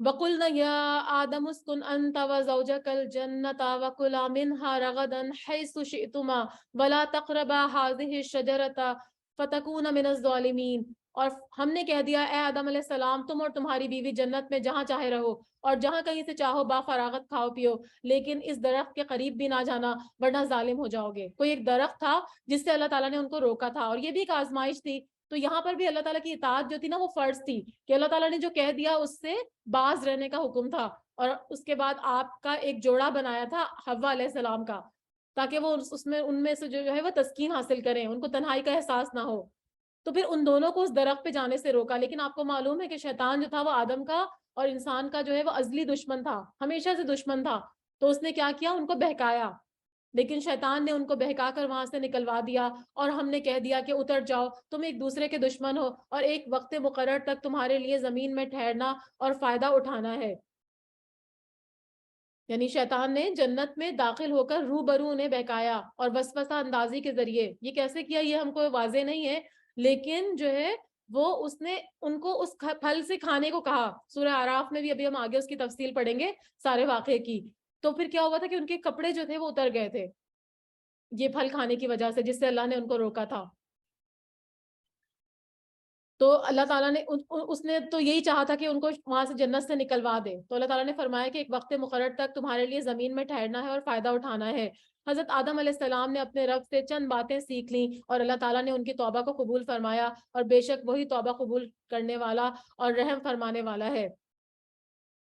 یعنی حضرت آدم علیہ السلام جب پشیمانی میں ڈوب گئے کہ میں نے اللہ کی نافرمانی کر کے اس درخت کا پھل کھا لیا ہے، تو وہ پھر دنیا میں جب تشریف لائے اور توبہ استغفار میں مصروف ہو گئے، تو اس موقع پر اللہ تعالیٰ نے رہنمائی اور دستگیری فرمائی، اور ان کو جو معافی کے کلمات سکھائے وہ ہمیں سورہ اعراف میں ملتے ہیں، ربنا ظلمنا انفسنا وان لم تغفر لنا وترحمنا لنکونن من الخاسرین، تو یہ والی دعا بھی ہم بعد میں جو ہے وہ پڑھیں گے۔ تو ہمیں یہاں سے کیا پتا چل رہا ہے کہ اللہ کے نیک بندے کتنے بھی نیک ہوں، وہ غلطی کرتے تھے تو فوراً ہی اللہ تعالیٰ کی طرف رجوع کرتے تھے، فوراً اللہ سے توبہ استغفار طلب کرتے تھے۔ تو ہمیں بھی یہاں پر کیا لیسن ہے کہ اگر ہم بینگ بشر انسان کوئی غلطی کر دیتے ہیں تو ہمیں فوراً اللہ تعالیٰ کی طرف رجوع کرنا چاہیے، کیونکہ انسان جو ہے وہ غلطی کا پتلا ہے، وہ غلطیاں کرتا رہتا ہے، تو اس کو فوراً اللہ سے توبہ استغفار کرنا چاہیے، تو پھر انشاءاللہ وہ اللہ کو رحیم پائے گا۔ ہم نے کہا تم سب یہاں سے اتر جاؤ، جب کبھی تمہارے پاس ہماری ہدایت پہنچے تو اس کی تابعداری کرنے والوں پر کوئی خوف اور غم نہیں ہوگا، اور جو انکار کر کے ہماری آیتوں کو جھٹلائیں گے وہ جہنمی ہیں اور وہ اس میں ہمیشہ ہمیشہ رہیں گے۔ اب آگے سے جو ہے وہ بنی اسرائیل کا ذکر جو ہے وہ شروع ہو رہا ہے، کیونکہ بنی اسرائیل کا جب بھی قرآن کریم میں ذکر آئے گا کئی بار، تو اس سے کیا مطلب ہے کہ ہمیں ان کے واقعات سے سبق لینے کو کہا جا رہا ہے۔ ہمیں یہ بتایا جائے گا کہ جو حرکتیں، جو کام بنی اسرائیل نے کیے وہ ہمیں نہیں کرنے۔ اور یہ پہلی صورت ہے جو مکمل طور پر مدینے میں نازل ہوئی تھی، تو اللہ تعالیٰ نے بنی اسرائیل کی طرف جو ہے وہ بہت سارے پیغمبر بھیجے تھے، اور آخری نبی کو تمام انسانوں کی طرف مبعوث کیا بشمول بنی اسرائیل کے۔ تو ان سے خطاب ہے، ان کو سمجھایا جا رہا ہے۔ یہ آیت نمبر 40 دیکھیے گا، یا بنی اسرائیل اذکروا نعمتی التی انعمت علیکم واوفوا بعہدی اوفی بعہدکم وَإِيَّایَ فَارْہَبُونَ، اے بنی اسرائیل میری اس نعمت کو یاد کرو جو میں نے تم پر انعام کی، اور میرے عہد کو پورا کرو، میں تمہارے عہد کو پورا کروں گا، اور صرف مجھ سے ہی ڈرو۔ اسرائیل سے مراد یہاں پر جو ہے وہ اللہ کا بندہ ہے، یعنی عبداللہ، اور حضرت یعقوب علیہ السلام کا یہ لقب تھا۔ یہود کو بنو اسرائیل کہا جاتا ہے، اور یعقوب علیہ السلام کی یہ اولاد سے تھے، کیونکہ یعقوب علیہ السلام کے 12 بیٹے تھے نا، اور اس سے یہود کے 12 قبیلے بنے، اور اس میں بہت بکثرت انبیاء اور رسول آئے۔ اور یہود کو عرب میں ان کی گزشتہ تاریخ اور علم و مذہب سے وابستگی کی وجہ سے ایک خاص مقام حاصل تھا، تو اللہ تعالیٰ ان پر جو گزشتہ انعامات کیے تھے ان کو یاد کروایا جا رہا ہے، اور کہا جا رہا ہے کہ میرا عہد پورا کرو۔ کہ تمہارا عہد کیا تھا؟ کہ جو آخر الزمان نبی ہوں گے ان پر ایمان لانا ہوگا، تو اگر تم اس عہد کو پورا کرو گے تو میں بھی عہد کو پورا کروں گا، اور تم سے وہ بوجھ جو تمہاری غلطیوں اور کوتاہیوں کی وجہ سے بطور سزا تمہارے اوپر لاد دیے گئے تھے وہ میں تم سے جو ہے وہ دور کر دوں گا۔ لیکن انہوں نے جو ہے وہ مستقل نافرمانی کی روش کو اپنائے رکھا، اور عہد کو پورا کرو اور مجھ سے ڈرو، اور اس کتاب پر ایمان لاؤ جو میں نے تمہاری کتابوں کی تصدیق میں نازل فرمائی، یعنی قرآن مجید، اور اس کے ساتھ ہی تم سے پہلے کافر نہ بنو، اور نہ میری آیتوں کو تھوڑی تھوڑی قیمت پر بیچ دو، فروخت کر دو، اور تم مجھ سے ڈرو۔ کیونکہ یہ اس میں تھوڑی قیمت پر فروخت کرنے کا مطلب کیا ہے کہ وہ تھوڑے سے پیسوں کی خاطر اس میں جو ہے وہ چینجز کر دیتے تھے، ان کے جو علماء تھے اس میں تبدیلی کر دیتے تھے، اللہ تعالیٰ کے قانونوں کو، جو بھی قانون اس میں پیش کیے گئے تھے، جو لاز پیش کیے گئے تھے، وہ اس کو بدل دیتے تھے چند سکوں کی خاطر۔ تو فرمایا کہ حق کو باطل کے ساتھ غلط ملت نہ کرو، اور نہ حق کو چھپاؤ، تمہیں تو خود اس کا علم ہے، اور نمازوں کو قائم کرو اور زکوٰۃ دو، اور رکوع کرنے والوں کے ساتھ رکوع کرو۔ کیا لوگوں کو بھلائیوں کا حکم کرتے ہو اور خود اپنے آپ کو بھول جاتے ہو، باوجود یہ کہ تم کتاب پڑھتے ہو؟ کیا تم میں اتنی بھی سمجھ نہیں ہے؟ وَاسْتَعِینُوا بِالصَّبْرِ وَالصَّلَاةِ وَإِنَّهَا لَكَبِیرَةٌ إِلَّا عَلَى الْخَاشِعِینَ، اور صبر اور نماز کے ساتھ مدد طلب کرو، یہ چیزیں جو ہے وہ شاخ ہیں، بڑی ہیں، مگر ڈر رکھنے والوں پر، یعنی جو لوگ اللہ کا ڈر رکھتے ہیں وہ یہ کام کر سکتے ہیں۔ وہ یہ ہے تو مشکل کام، لیکن جب بھی کبھی اللہ کی مدد درکار ہو تو پھر کیا کرنا ہے کہ نماز اور جو ہے وہ صبر کے ساتھ جو ہے وہ اللہ کی مدد مانگنی ہے۔ صبر اور نماز جو ہیں وہ ہر اللہ والے کے 2 بڑے ہتھیار ہیں۔ نماز کے ذریعے ایک مومن کا رابطہ اللہ سے ہو جاتا ہے اور اللہ تعالیٰ کی تائید اور نصرت حاصل ہوتی ہے، اور صبر کے ذریعے کردار کی پختگی اور دین میں استقامت حاصل ہوتی ہے۔ حدیث میں آتا ہے، آپ صلی اللہ علیہ وسلم نے فرمایا کہ جب بھی کوئی اہم معاملہ پیش آپ صلی اللہ علیہ وسلم کو آتا تو آپ صلی اللہ علیہ وسلم فوراً جو ہے وہ 2 رکعت نفل ادا کرتے۔ تو یہ چیزیں جو ہیں وہ شاخ ہیں مگر ڈر رکھنے والوں پر۔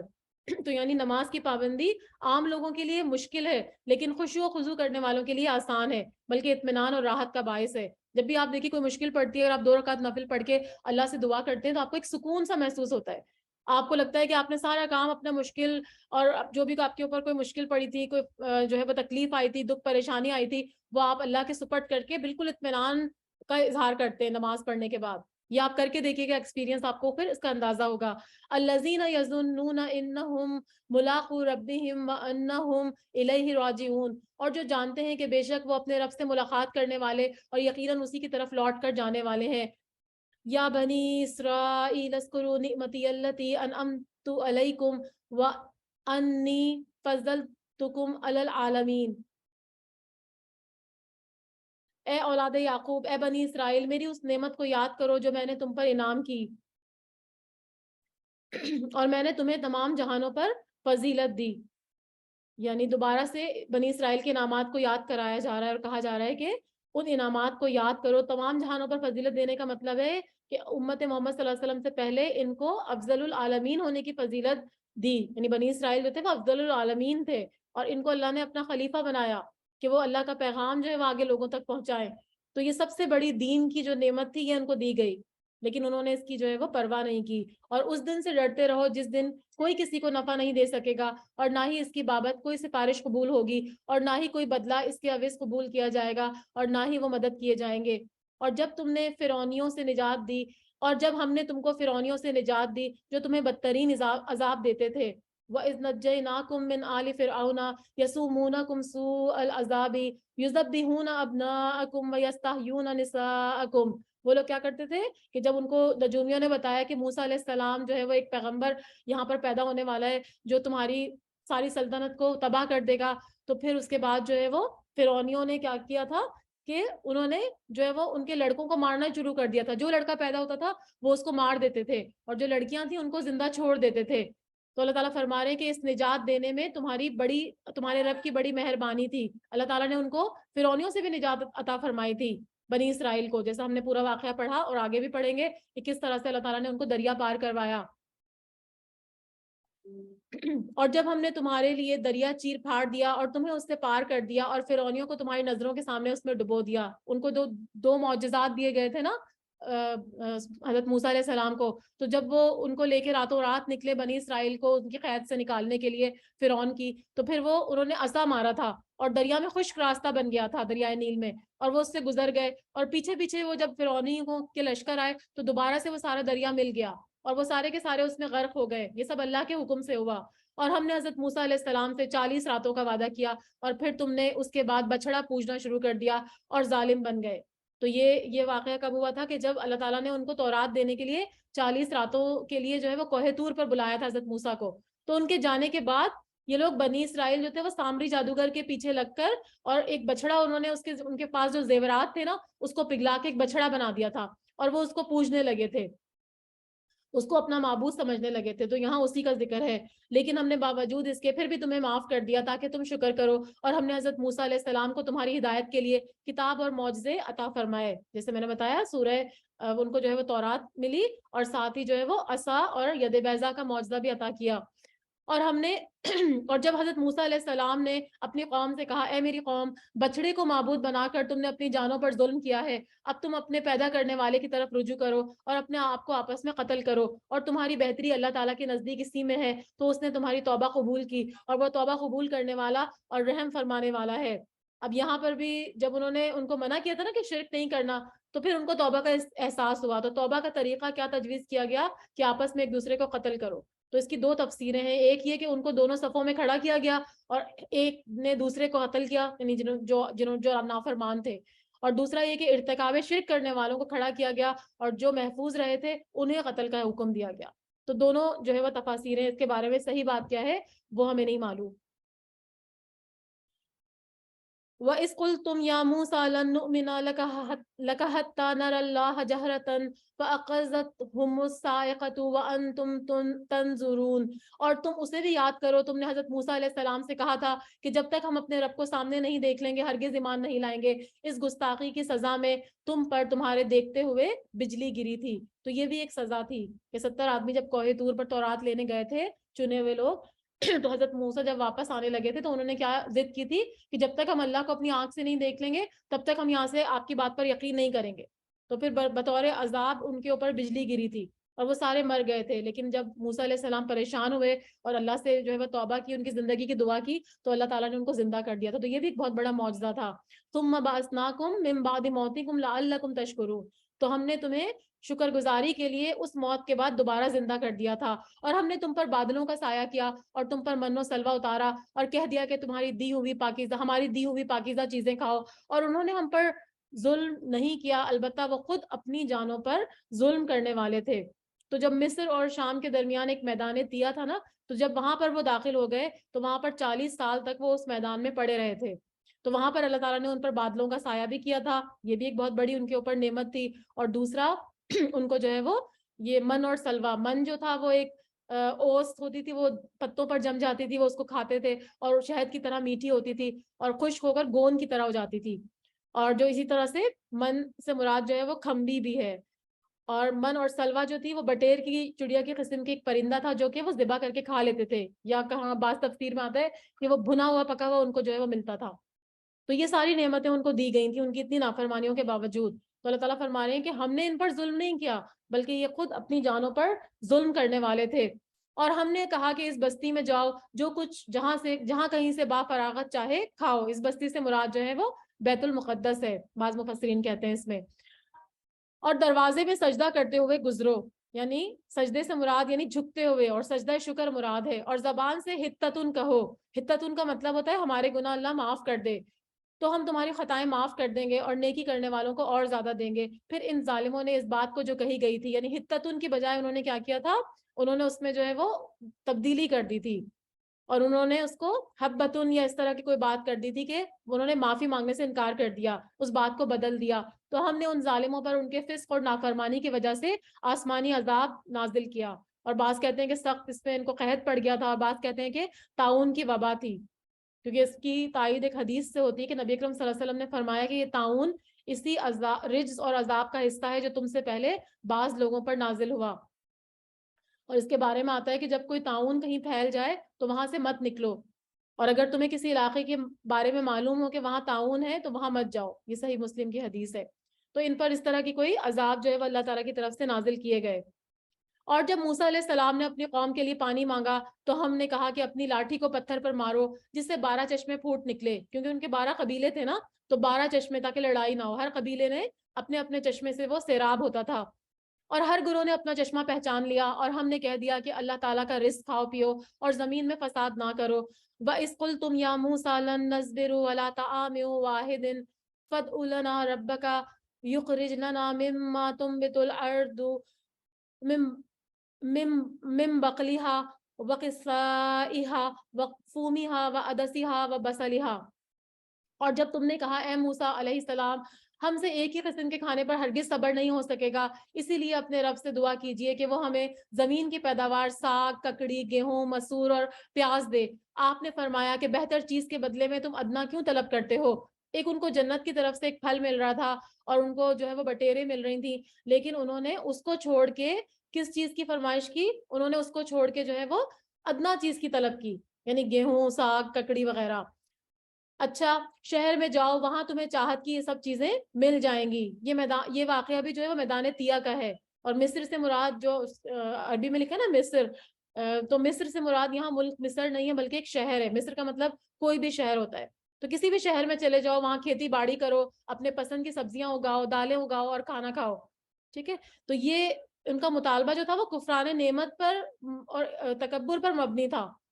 لیکن کہا جا رہا ہے کہ ٹھیک ہے تم یہ کرنا چاہتے ہو تو کرو، ادنا چیزیں طلب کرنا چاہتے ہو تو ٹھیک ہے. اچھا شہر میں جاؤ وہاں تمہاری چاہت کی سب چیزیں ملیں گی. ان پر ذلت اور مسکینی ڈال دی گئی اور اللہ کا غضب لے کر وہ وہاں سے لوٹے. کہاں وہ انعامات اور احسانات جس کی تفصیل پیچھے گزری ہے، اور کہاں وہ ذلت اور مسکنت جو ان پر جو ہے وہ طاری کر دی گئی. اور غضب بھی جو ہے وہ رحمت کی طرح اللہ کی صفت ہے. جو لوگ اللہ کے نافرمان ہوتے ہیں پھر اللہ تعالیٰ ان پر غضبناک بھی ہوتے ہیں. یہ اس لیے کہ وہ اللہ تعالیٰ کی آیتوں کے ساتھ کفر کرتے تھے اور نبیوں کو ناحق قتل کرتے تھے.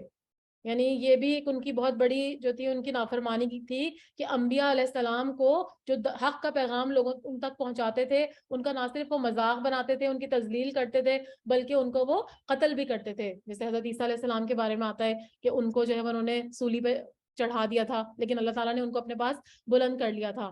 اور اسی طرح سے حضرت یحییٰ کا بھی سر قلم کروایا تھا ایک رقاصہ کے کہنے پر. تو یہ نبیوں کو قتل کرتے تھے. یہ ان کی نافرمانیوں اور زیادتیوں کا نتیجہ ہے. یعنی یہ ذلت اور مسکنت جو ان پر نازل کی گئی ہے وہ ان کی نافرمانی کی وجہ سے تھی کہ جن کاموں سے ان کو روکا گیا تھا انہوں نے اس کا ارتکاب کیا. تو پھر کیا تھا کہ اللہ تعالیٰ نے جب انہوں نے اللہ کی فرما برداری نہیں کی، اللہ تعالیٰ کی اطاعت نہیں کی، تو پھر ان کو جو ہے وہ یہ ذلت ان پر مسلط کر دی گئی. ان الذین آمنوا والذین ہادوا والنصارى والصابئین من آمنا باللہ والیوم الآخر وعمل صالحا فلہم اجرہم عند ربہم ولا خوف علیہم ولا ہم یحزنون. مسلمان ہو، یہودی ہو، نصارہ ہو یا صابی ہو، یا جو کوئی بھی اللہ تعالیٰ پر اور قیامت کے دن پر ایمان لائے اور نیک عمل کرے، ان کے اجر ان کے رب کے پاس ہیں، اور ان پر نہ تو کوئی خوف ہوگا اور نہ ہی کوئی اداسی ہوگی۔ صابی جو ہوتے ہیں نا، وہ ستاروں کو پوجنے والے ہوتے ہیں، فرشتہ پرستی یا پھر ستارہ پرستی ان کے اندر ہوتی ہے۔ تو کوئی بھی مذہب کے پیروکار ہوں، اگر وہ ایمان لائیں گے نبی اکرم صلی اللہ علیہ وسلم پر، قرآن کو مانیں گے اور نیک عمل کریں گے، تو اللہ تعالیٰ ان کے لیے اجر ہی اجر رکھیں گے، اور نہ ہی ان پر کوئی اداسی ہوگی اور نہ ہی ان پر کوئی خوف ہوگا۔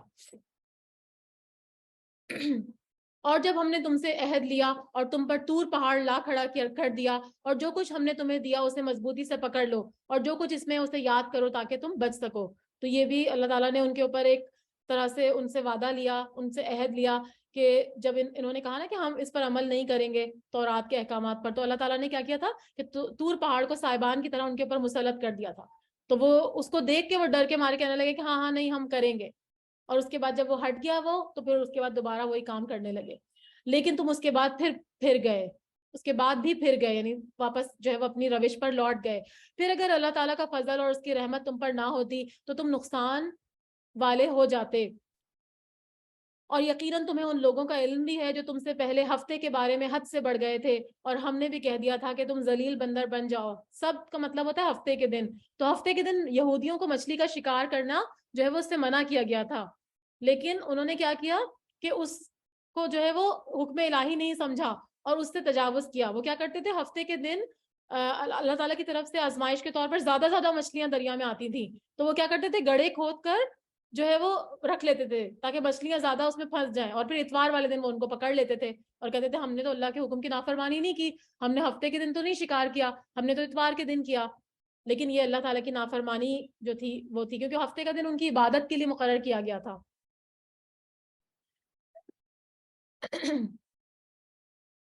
تو یہاں پر جو ہے وہ اسی کا ذکر ہے، یہ سب کا قانون توڑنے کے بارے میں، اور ہم نے بھی کہہ دیا کہ پھر ان کو بندر بنا دیا گیا تھا، اور پھر وہ اسی میں جو ہے وہ اسی حالت میں مطلب ختم ہو گئے تھے، بندر کی شکل میں ہی ان کو پھر اٹھا لیا گیا تھا۔ تو بندر سے انسان بنے یہ بالکل غلط بات ہے، انسان کو اللہ تعالیٰ نے انسان ہی بنایا۔ ابھی ہم نے آدم علیہ السلام کی پیدائش کا پورا وہ پڑھا تھا نا، تو اس میں تو سب کچھ یہی بتایا گیا تھا کہ آدم علیہ السلام کو کس طرح سے پیدا کیا گیا۔ تو ان کو جو ہے وہ بندر بنایا، اور پھر ان کے اندر ایسی کوئی بیماری آ گئی کہ وہ ساری کی ساری قوم جو تھی وہ ختم ہو گئی۔ فَجَعَلْنَاهَا نَكَالًا لِمَا بَيْنَ يَدَيْهَا وَمَا خَلْفَهَا وَمَوْعِظَةً لِّلْمُتَّقِينَ، اسے ہم نے اگلوں پچھلوں کے لیے عبرت کا سبب بنا دیا اور پرہیزگاروں کے لیے واعظ اور نصیحت کا ذریعہ۔ اور حضرت موسیٰ علیہ السلام نے جب اپنی قوم سے کہا کہ اللہ تعالیٰ تمہیں ایک گائے ذبح کرنے کا حکم دیتا ہے، اب یہ گائے کا کیا، یہ بقرہ جو سورت کا نام رکھا گیا، یہ وہی واقعہ ہے کہ بنی اسرائیل میں کہا جاتا ہے کہ ایک بہت ہی مالدار آدمی تھا جس کے کوئی بچے نہیں تھے، اور اس کا وارث صرف ایک بھتیجا تھا۔ تو ایک رات اس بھتیجے نے اپنے چچا کو قتل کر کے لاش جو تھی نا وہ کسی آدمی کے دروازے پر ڈال دی، اور صبح قاتل کی تلاش میں ایک دوسرے کو یہ لوگ ذمہ دار ٹھہرانے لگے۔ تو جب یہ بات حضرت موسیٰ علیہ السلام تک پہنچی تو پھر اللہ تعالیٰ نے ان کو ایک گائے ذبح کرنے کا حکم دیا، اور یہ ہوا کہ اگر گائے کا ٹکڑا جو ہے، ایک گوشت کا کوئی ٹکڑا، اس کی ٹانگ اس مقتول کو ماریں گے تو وہ دوبارہ زندہ ہوگا اور قاتل کی وہ نشاندہی کر کے مر جائے گا۔ تو اس طرح ہوا تھا، اور اس کے علاوہ یہ بھی کہ ان کو بعد از موت پہ یقین نہیں تھا نا، تو اللہ تعالیٰ نے سورہ بقرہ میں 5 جگہ جو ہے وہ مختلف واقعات بیان کیے کہ بعد از موت زندگی اللہ تعالیٰ کے لیے بالکل بھی مشکل نہیں ہے۔ جب اللہ تعالیٰ ایک بار پیدا کر سکتے ہیں تو دوسری بار پیدا کرنا اللہ تعالیٰ کے لیے بہت ہی آسان ہے۔ تو یہاں پر اسی واقعے کا ذکر ہے جس واقعے کے تذکرے کے طور پہ اس کا سورت کا نام سورہ بقرہ رکھا گیا۔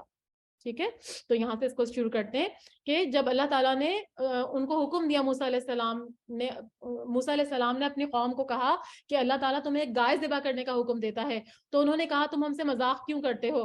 آپ نے جواب دیا میں ایسا جاہل ہونے سے اللہ تعالیٰ کی پناہ طلب کرتا ہوں، کیونکہ ایسا تو نہیں ہو سکتا کہ وہ بغیر کسی ضرورت کے جو ہے وہ ان سے مذاق کریں۔ ظاہر ہے جو اللہ نے حکم دیا پیغمبر جو ہے وہ اس امانت میں خیانت نہیں کرتے، اس کو ایز اٹ از لوگوں تک پہنچاتے ہیں۔ قَالُوا ادْعُ لَنَا رَبَّكَ يُبَيِّن لَنَا مَا هِيَ، انہوں نے کہا ہے موسیٰ علیہ السلام دعا کیجیے اللہ تعالیٰ ہمارے لیے اس کی ماہیت بیان کرے، یعنی وہ کس طرح کی ہے۔ آپ نے فرمایا سنو، وہ گائے نہ تو بالکل بڑھیا ہے اور نہ ہی بچہ، بلکہ درمیانی عمر کی نوجوان ہے، اب جو تمہیں حکم دیا گیا ہے اس کو بجا لاؤ۔ پھر دوبارہ سے وہ کہنے لگے قَالُوا ادْعُ لَنَا رَبَّكَ يُبَيِّن لَنَا مَا لَوْنُهَا، کہنے لگے دعا کیجیے اللہ تعالیٰ بیان کرے کہ اس کا رنگ کیسا ہے۔ فرمایا وہ کہتا ہے وہ گائے زرد رنگ کی ہے، چمکیلا اور دیکھنے والوں کو بھلا لگنے والا اس کا رنگ ہے۔ قالوا ادع لنا ربک یبین لنا ما ہی، وہ کہنے لگے اپنے رب سے دعا کیجئے کہ ہمیں اس کی مزید ماہیت بتائیے. ان البقرہ تشابہ علینا، اس قسم کی گائے تو بہت سی ہیں، پتہ نہیں چلتا، اگر اللہ نے چاہا تو ہم ہدایت والے ہو جائیں گے. آپ نے فرمایا موسیٰ علیہ السلام نے کہ اللہ کا فرمان ہے کہ وہ گائے کام کرنے والی، زمین میں ہل جوتنے والی اور کھیتوں کو پانی پلانے والی نہیں ہے، وہ تندرست اور بے داغ گائے ہے. انہوں نے کہا اب آپ نے ہم پر حق واضح کر دیا. گو وہ حکم برداری کے قریب نہ تھے لیکن انہوں نے اس کو مانا اور وہ گائے ذبح کر دی. یعنی ان کو تو صرف یہ حکم دیا گیا تھا نا کہ گائے کو ذبح کر دو، اگر وہ کوئی بھی گائے پکڑ کے ذبح کر دیتے تو حکم الہی پر عمل ہو جاتا. لیکن انہوں نے کیا کیا کہ اس میں مین میخ نکالنا شروع کر دیے اور طرح طرح کی حجت بازی اور سوالات شروع کر دیے. تو پھر اللہ تعالیٰ ان کو اور سختی کرتے گئے اور سختی کرتے. اسی لیے کہا جاتا ہے کہ دین میں جو ہے نا بہت زیادہ بلا ضرورت سوال کرنے سے منع کیا گیا ہے. دین بہت سیدھا سادہ جو ہے وہ مذہب ہے. اگر آپ ایک دفعہ سمجھ لیتے ہیں، آپ کو بات سمجھ آ جاتی ہے، تو پھر مزید اس میں جو ہے وہ حجت نہیں کرنی چاہیے، ورنہ کیونکہ حجت کرنے سے پھر ہم خود مشکل میں پڑ جاتے. جب تم نے ایک شخص کو قتل کر ڈالا پھر اس میں اختلاف کرنے لگے اور تمہاری پوشیدگی کو اللہ تعالیٰ ظاہر کرنے والا تھا. یعنی اب یہ وہی والا کہ مقتول کو جو دوبارہ اٹھا تھا نا، اس کو گائے کا وہ مارا تو اس مقتول نے بتا دیا کہ مجھے کس نے قتل کیا تھا. ہم نے کہا کہ اس گائے کا ایک ٹکڑا مقتول کے جسم پر لگا دو، وہ جی اٹھے گا. اسی طرح اللہ مردہ کو زندہ کرے گا اور تمہاری عقل مندی کے لیے اپنی نشانیاں دکھاتا ہے.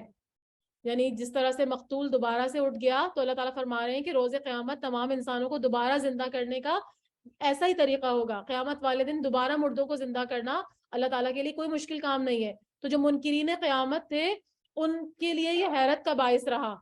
تو اس کو جگہ جگہ ابھی آگے بیان کیا جائے گا کہ بعد از موت زندگی جو ہے وہ اللہ تعالیٰ کے لیے کوئی مشکل نہیں ہے، وہ بہت جو ہے وہ ممکن ہے. پھر اس کے بعد تمہارے دل پتھر جیسے بلکہ اس سے بھی زیادہ سخت ہو گئے. بعض پتھروں سے تو نہریں بہ نکلتی ہیں اور بعض پھٹ جاتے ہیں اور ان سے پانی نکل آتا ہے اور بعض اللہ تعالیٰ کے ڈر سے گر پڑتے ہیں اور تم اللہ تعالیٰ کو اپنے اعمال سے غافل نہ جانو. ثم قست قلوبکم من بعد ذالک فہی کالحجارۃ او اشد قسوہ.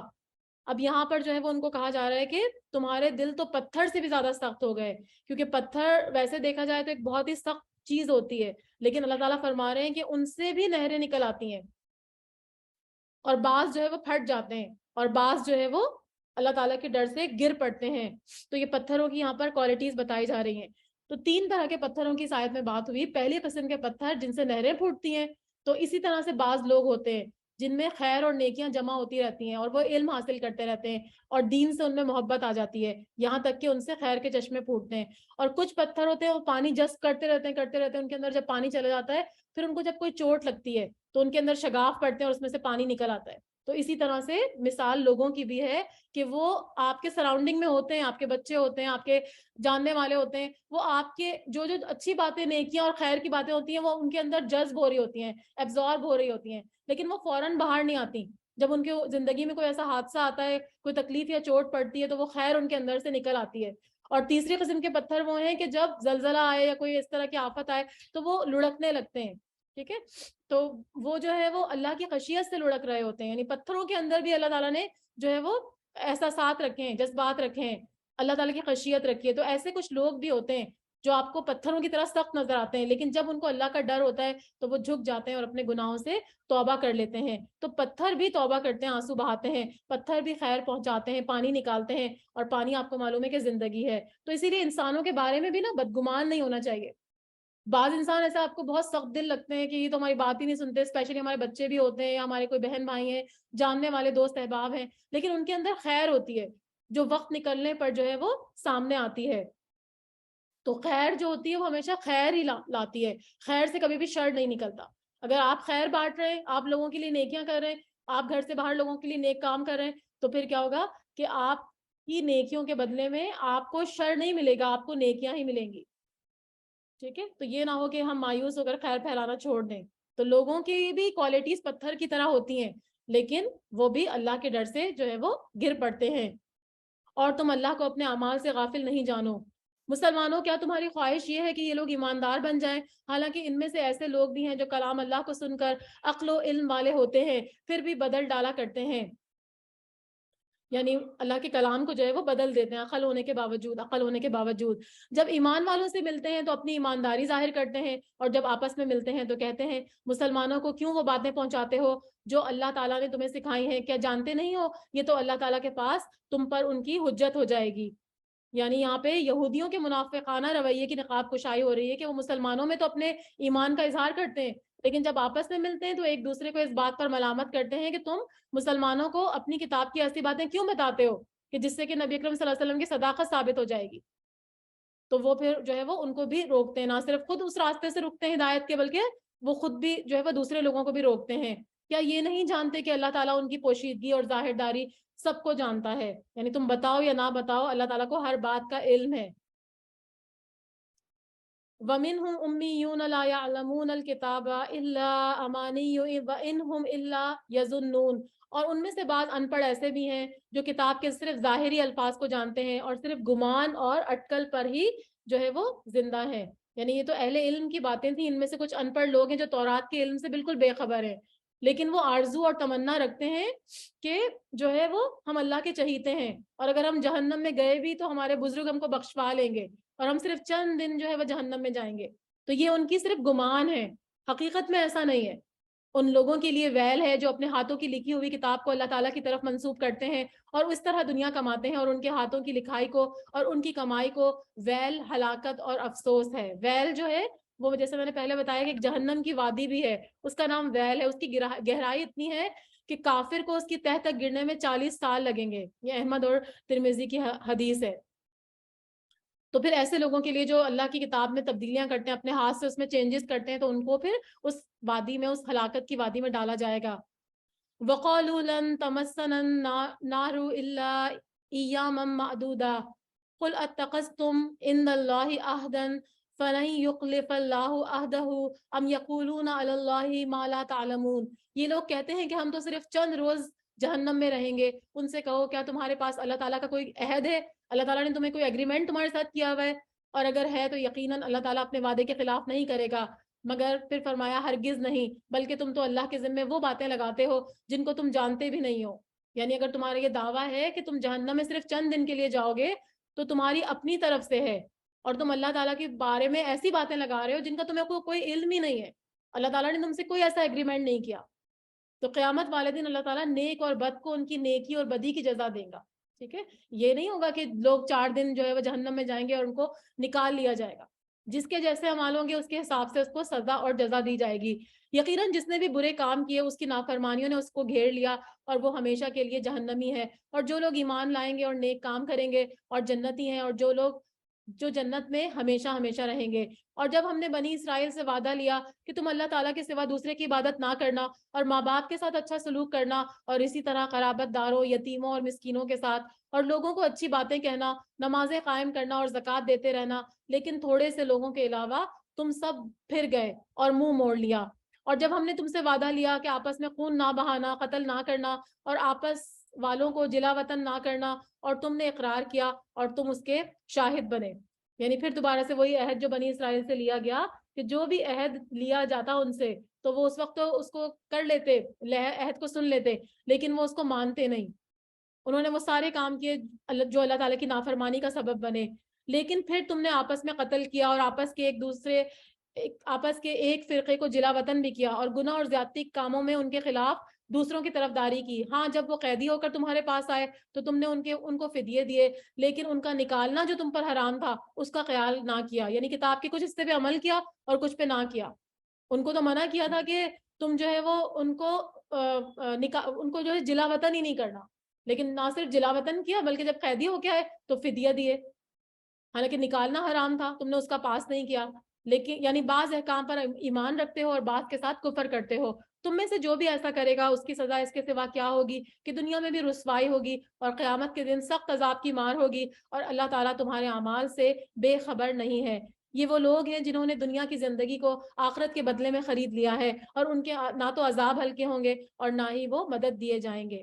یعنی شریعت کے کسی حکم کو مان لینا اور کسی حکم کو نظر انداز کرنے کی یہاں پہ سزا بیان کی جا رہی ہے کہ اس کی سزا دنیا میں جو ہے وہ عزت اور سرفرازی کی جگہ ذلت اور رسوائی ہوگی، اور آخرت میں جو ابدی نعمتوں کا وعدہ کیا گیا اس کی بجائے سخت عذاب ہوگا. تو اس سے معلوم کیا ہوا کہ اللہ کے ہاں وہ اطاعت مقبول ہے جو مکمل ہو.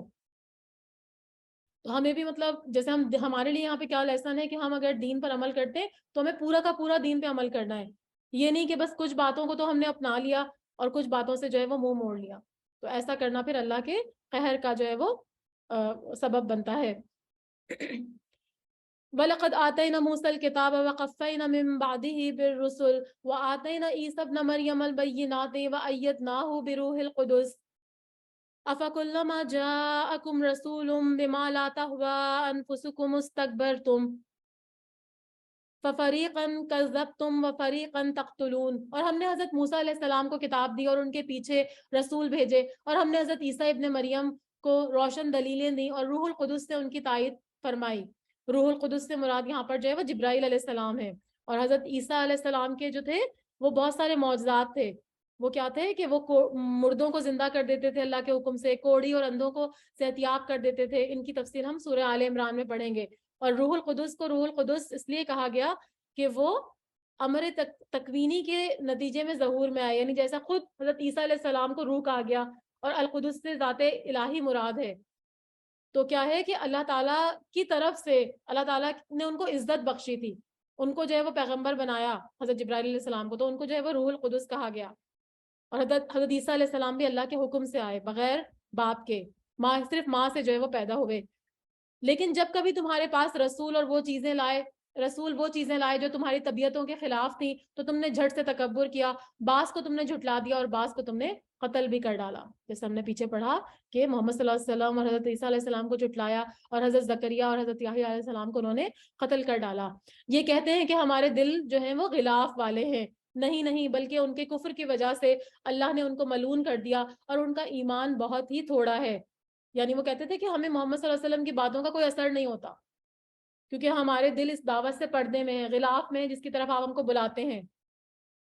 تو دلوں پر حق بات کا اثر نہیں کرنا کوئی تکبر کی بات نہیں ہے, بلکہ یہ تو اللہ تعالیٰ کا عذاب کی علامت ہے, ملعون ہونے کی علامت ہے, اللہ کی رحمت سے دور ہونے کی علامت ہے. تو یہاں پر انہی کا ذکر کیا جا رہا ہے کہ ان کا ایمان بہت تھوڑا ہے. وَلَمَّا جَاءَهُمْ كِتَابٌ مِّنْ عِندِ اللَّهِ مُصَدِّقًا لِمَا مَعَهُمْ وَكَانُوا مِنْ قَبْلُ يَسْتَفْتِحُونَ عَلَى الَّذِينَ كَفَرُوا.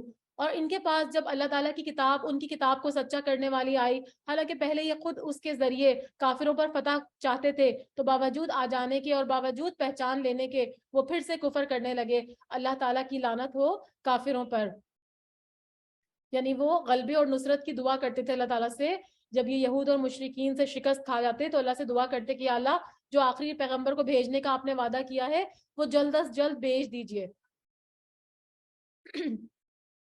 تاکہ ہم جو ہے وہ ان کے ساتھ مل کر مشرکین پر غلبہ حاصل کریں. لیکن جب وہ پیغمبر آ گئے, ان کی بعثت ہو گئی محمد صلی اللہ علیہ وسلم کی, تو علم رکھنے کے باوجود انہوں نے صرف حسد کی وجہ سے ان پر ایمان نہیں لائے. اور آپ کو میں نے پہلے بتایا تھا نا کہ بنی اسرائیل جو ہے حضرت ابراہیم علیہ السلام کے جو بیٹے تھے نا, حضرت اسحاق علیہ السلام, اور ایک تھے حضرت اسماعیل علیہ السلام. تو حضرت اسحاق علیہ السلام کی اولاد سے جتنے بھی بچے تھے وہ سارے بنی اسرائیل کہلاتے ہیں. تو حضرت ابراہیم علیہ السلام کی دعا سے جب انہوں نے کعبہ تعمیر کرنے کے دوران میں کی تھی, اس دعا کی وجہ سے محمد صلی اللہ علیہ وسلم بنی اسماعیل میں سے پیدا ہوئے تھے. تو ان کو صرف یہ تکبر تھا کہ وہ بنی اسرائیل سے کیوں نہیں پیدا ہوئے, یعنی بنی اسحاق کی اولاد میں سے, حالانکہ باپ تو وہی تھے, ابراہیم علیہ السلام ہی دونوں کے باپ تھے نا. لیکن اس کے باوجود انہوں نے جو ہے وہ صرف اور صرف اس بغض کی وجہ سے آپ صلی اللہ علیہ وسلم کو ماننے سے انکار کیا. حالانکہ آپ صلی اللہ علیہ وسلم کے آمد کا ان کی کتابوں میں بالکل صحیح نشانیاں دی ہوئی تھیں, اور وہ اس پہ یقین رکھتے تھے کہ محمد صلی اللہ علیہ وسلم یہی ہیں پیغمبر جو کہ آئے ہیں. لیکن اس کے باوجود وہ ان کو ماننے سے انکار کرتے تھے صرف اپنی اس ہٹ دھرمی کی وجہ سے کہ وہ بنی اسماعیل میں سے کیوں پیدا ہوئے. بہت بری ہے وہ چیز جس کے بدلے انہوں نے اپنے آپ کو بیچ ڈالا, وہ ان کا کفر کرنا ہے. اللہ تعالیٰ کی طرف سے نازل شدہ چیزوں کے ساتھ محض اس بات سے جل کر کے اللہ تعالیٰ نے اپنا فضل اپنے جس بندے پر چاہا نازل فرمایا. اس کے بعد یہ لوگ غضب پر غضب کے مستحق ہوئے, اور ان کافروں کے لیے رسوا کرنے والا عذاب ہے. غضب پر غضب کا مطلب کیا ہے کہ بہت زیادہ غضب, کیونکہ بار بار وہ غضب والے کام کرتے تھے, اللہ کو غصہ دلانے والا کام کرتے تھے, اور اب صرف محض حسد کی وجہ سے قرآن اور محمد صلی اللہ علیہ وسلم کا وہ انکار کر رہے تھے.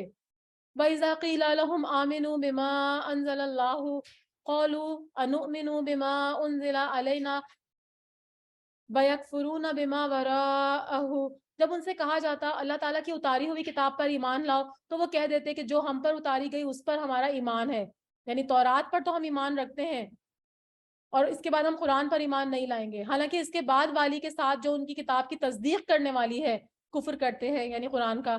اچھا ان سے یہ تو دریافت کیجئے کہ اگر تمہارا ایمان پہلی کتابوں پر ہے تو پھر تم نے اگلے انبیاء کو کیوں قتل کیا؟ یعنی ٹھیک ہے اگر تم سمجھتے تھے کہ تورات اور انجیل اللہ کی طرف سے نازل ہوئی ہیں تو وہ دعویٰ بھی تمہارا صحیح نہیں ہے، کیونکہ اگر تمہیں تورات پر ایمان ہوتا تو تم انبیاء کو کیوں قتل کرتے؟ اس میں تو نہیں لکھا تھا کہ یہ انبیاء کوئی غلط ہیں یا جھوٹے ہیں، تو تم نے تو ان کو بھی قتل کیا۔ تو اس سے کیا پتہ چل رہا ہے کہ ان کا انکار صرف حسد اور اناد یعنی دشمنی پر مبنی تھا ورنہ وہ قرآن کو اللہ کی کتاب مانتے تھے، دل سے مانتے تھے، لیکن آگے سے وہ زبان سے اس کا اقرار نہیں کرتے تھے کہ کہیں ہم کو پیغمبر کو ماننا نہ پڑ جائے۔ تمہارے پاس تو موسیٰ علیہ السلام یہی دلیلیں لے کر آئے تھے، لیکن تم نے پھر بھی بچڑے کو پوجا اور تم ہو ہی ظالم۔ اور جب ہم نے تم سے وعدہ لیا اور تم پر کوہ طور کو کھڑا کر دیا اور کہہ دیا کہ ہماری دی ہوئی چیزوں کو مضبوطی سے تھامو اور سنو، تو انہوں نے کہا کہ ہم نے سنا اور نافرمانی کی۔ انہوں نے کیا کہا؟ قالوا سمعنا وعصینا، یعنی یہ کفر و انکار کی انتہا انہوں نے کر دی کہ انہوں نے کہا ہم نے زبان سے اقرار تو سن لیا، ٹھیک ہے ہم نے سن لیا، جو کچھ تم کہہ رہے ہو ہم سن رہے ہیں، لیکن ہم اطاعت نہیں کریں گے۔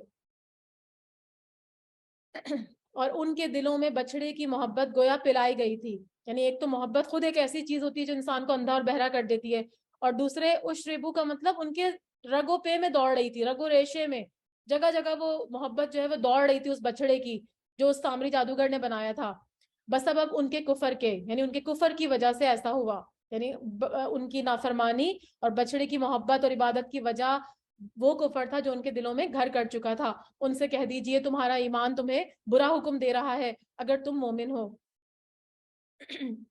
آپ صلی اللہ علیہ وسلم کہہ دیجئے کہ اگر آخرت کا گھر صرف تمہارے ہی لیے ہے تو اللہ کے نزدیک اور کسی کے لیے نہیں، تو آؤ اپنی سچائی کے ثبوت میں موت طلب کرو، یعنی مرنا تو کوئی نہیں چاہتا نا، تو اللہ تعالیٰ نے فرمایا کہ ٹھیک ہے اگر تم سمجھتے ہو کہ تم بہت اللہ کے چہیتے ہو اور تم جو ہے وہ آخرت میں تم صرف جنت میں جاؤ گے تو ٹھیک ہے پھر موت کو طلب کرو، موت کو مانو۔ وَلَن يَتَمَنَّوْهُ أَبَدًا بِمَا قَدَّمَتْ أَيْدِيهِمْ وَاللَّهُ عَلِيمٌ بِالظَّالِمِينَ، لیکن اپنے کرتوتوں کو دیکھتے ہوئے وہ کبھی بھی موت نہیں مانگیں گے، اللہ تعالیٰ ظالموں کو خوب جانتا ہے۔ حضرت عباس رضی اللہ تعالیٰ عنہ اس کی تفسیر کہتے ہیں دعوت مباہلہ، یعنی یہودیوں کو کہا گیا کہ اگر تم نبوت محمد کے انکار صلی اللہ علیہ وآلہ وسلم اور اللہ سے محبوبیت کے دعوے میں سچے ہو تو مباہلہ کر لو، یعنی اللہ کی بارگاہ میں مسلمانوں اور یہودی دونوں مل کر یہ عرض کریں کہ یا اللہ ہم میں سے جو جھوٹا ہے اس کو اللہ تعالیٰ موت دے دے۔ تو یہی دعوت جو ہے وہ سورہ جمعہ میں بھی آئے گی، آگے ہم پڑھیں گے نا، لیکن وہ تو موت کی آرزو ہی نہیں کرتے تھے، ٹھیک ہے نا، وہ تو مرنا ہی نہیں چاہتے تھے، تو یہاں پہ اسی کا ذکر ہو رہا ہے دعوت مباہلہ کا۔ بلکہ سب سے زیادہ دنیا کی زندگی کا حریص اے نبی صلی اللہ علیہ وآلہ وسلم آپ انہی کو پائیں گے، یعنی یہ یہودیوں کو، یہ ہر سے زندگی میں مشرکوں سے بھی زیادہ ہیں، ان میں سے تو ہر شخص 1,000 سال کی عمر چاہتا ہے، گو یہ عمر دیا جانا بھی انہیں عذاب سے نہیں چھڑا سکتا، اللہ تعالیٰ ان کے کاموں کو بخوبی دیکھ رہا ہے، یعنی وہ تو 1,000 سال جینا چاہتے ہیں، لیکن 1,000 سال بھی اگر وہ جی لیں گے نا تو وہ بھی ان کو اللہ کی جو ہے وہ پکڑ سے بچا نہیں سکیں گے، مرنا تو ان کو ہے۔ قل من كان عدوا لجبريل فإنه نزله على قلبك بإذن الله مصدقا لما بين يديه وهدى وبشرى للمؤمنين، اے نبی صلی اللہ علیہ وآلہ وسلم آپ کہہ دیجئے کہ جو جبرائیل علیہ السلام کا دشمن ہو اور کا دشمن ہو جس نے آپ صلی اللہ علیہ وسلم کے دل پر پیغام باری تعالیٰ اتارا، تو جو پیغام ان کے پاس کی کتاب کی تصدیق کرنے والا اور مومنوں کو ہدایت اور خوشخبری دینے والا ہے، یعنی احادیث میں اس کے بارے میں آتا ہے کہ چند یہودی جو تھے نبی اکرم صلی اللہ علیہ وسلم کے پاس آئے اور کہا کہ اگر آپ صلی اللہ علیہ وسلم نے ان کا صحیح جواب دے دیا سوالوں کا تو ہم ایمان لے آئیں گے، کیونکہ آپ صلی اللہ علیہ وسلم کے علاوہ ان کو کوئی جواب نہیں دے سکتا تھا، تو جب آپ صلی اللہ علیہ وسلم نے ان کے سوالوں کا جواب دے دیا تو انہوں نے کہا کہ آپ کے اوپر وحی کون لے کر آتا ہے، تو آپ صلی اللہ علیہ وسلم نے فرمایا کہ جبرائیل علیہ السلام وحی لے کر آتے ہیں، تو یہود کہنے لگے کہ جبرائیل تو ہمارا دشمن ہے نعوذ باللہ، وہی تو حرب و قتال اور عذاب لے کر اترتا ہے، اور اس بہانے سے آپ صلی اللہ علیہ وسلم کی نبوت ماننے سے انکار کر دیا۔ تو یہاں پہ اللہ تعالیٰ فرما رہے ہیں کہ جو جبرائیل کا دشمن ہے تو وہ تو اللہ تعالیٰ کا دشمن ہے، کیونکہ جبرائیل علیہ السلام اپنی مرضی سے تو نہیں پیغام لے کے آئے نا، وہ تو اللہ تعالیٰ نے ان کو کہا کہ لے کر جاؤ، تو وہ تو مطلب بالکل ایز اٹ از جو ہے وہ پہنچا رہے تھے پیغام. اور آپ کو معلوم ہے کہ جو وحی لانے والے فرشتے ہوتے ہیں وہ بھی بالکل اللہ کے امانت دار فرشتے ہوتے ہیں. ان کا ذکر بھی ہم آگے پڑھیں گے, جبرائیل علیہ السلام کا. تو وہ تو بالکل ویسا ہی پہنچاتے تھے. تو وہ کیسے, اگر آپ جبرائیل کے دشمن ہیں اس کا مطلب ہے اللہ تعالیٰ کے دشمن ہے, کیونکہ پیغام تو اللہ تعالیٰ کا ہے, ان کا اپنا ذاتی تو نہیں تھا نا. جو پیغام ان کے پاس کی کتاب کی تصدیق کرنے والا ہے اور مومنوں کو ہدایت اور خوشخبری دینے والا ہے, تو اللہ بھی اس کا دشمن ہے. جو شخص اللہ کا اور اس کے رسول اور اس کے فرشتوں اور اس کے رسولوں اور جبرائیل اور میکائیل کا دشمن ہو, ایسے کافروں کا دشمن خود اللہ تعالیٰ ہے. یہ یہود جو تھے نا, وہ کچھ فرشتوں کو اپنا دوست کہتے تھے اور کچھ کو جو ہے وہ اپنا دشمن کہتے تھے. تو اللہ تعالیٰ نے فرمایا کہ جو ہے وہ ایسا نہیں ہے. جو بھی میرے کسی بھیجے ہوئے پیغمبر سے یا فرشتے سے دشمنی رکھے گا تو اس کا مطلب ہے کہ وہ میرے سے دشمنی رکھے گا. حدیث میں آتا ہے کہ جس نے میرے کسی دوست سے دشمنی رکھی اس نے میرے ساتھ اعلان جنگ کیا. تو اللہ کے کسی ایک ولی سے دشمنی سارے اولیاء اللہ سے بلکہ اللہ تعالیٰ سے دشمنی ہے. ٹھیک ہے, تو یہاں پہ اسی کا ذکر کیا گیا. وَلَقَدْ أَنزَلْنَا إِلَيْكَ آيَاتٍ بَيِّنَاتٍ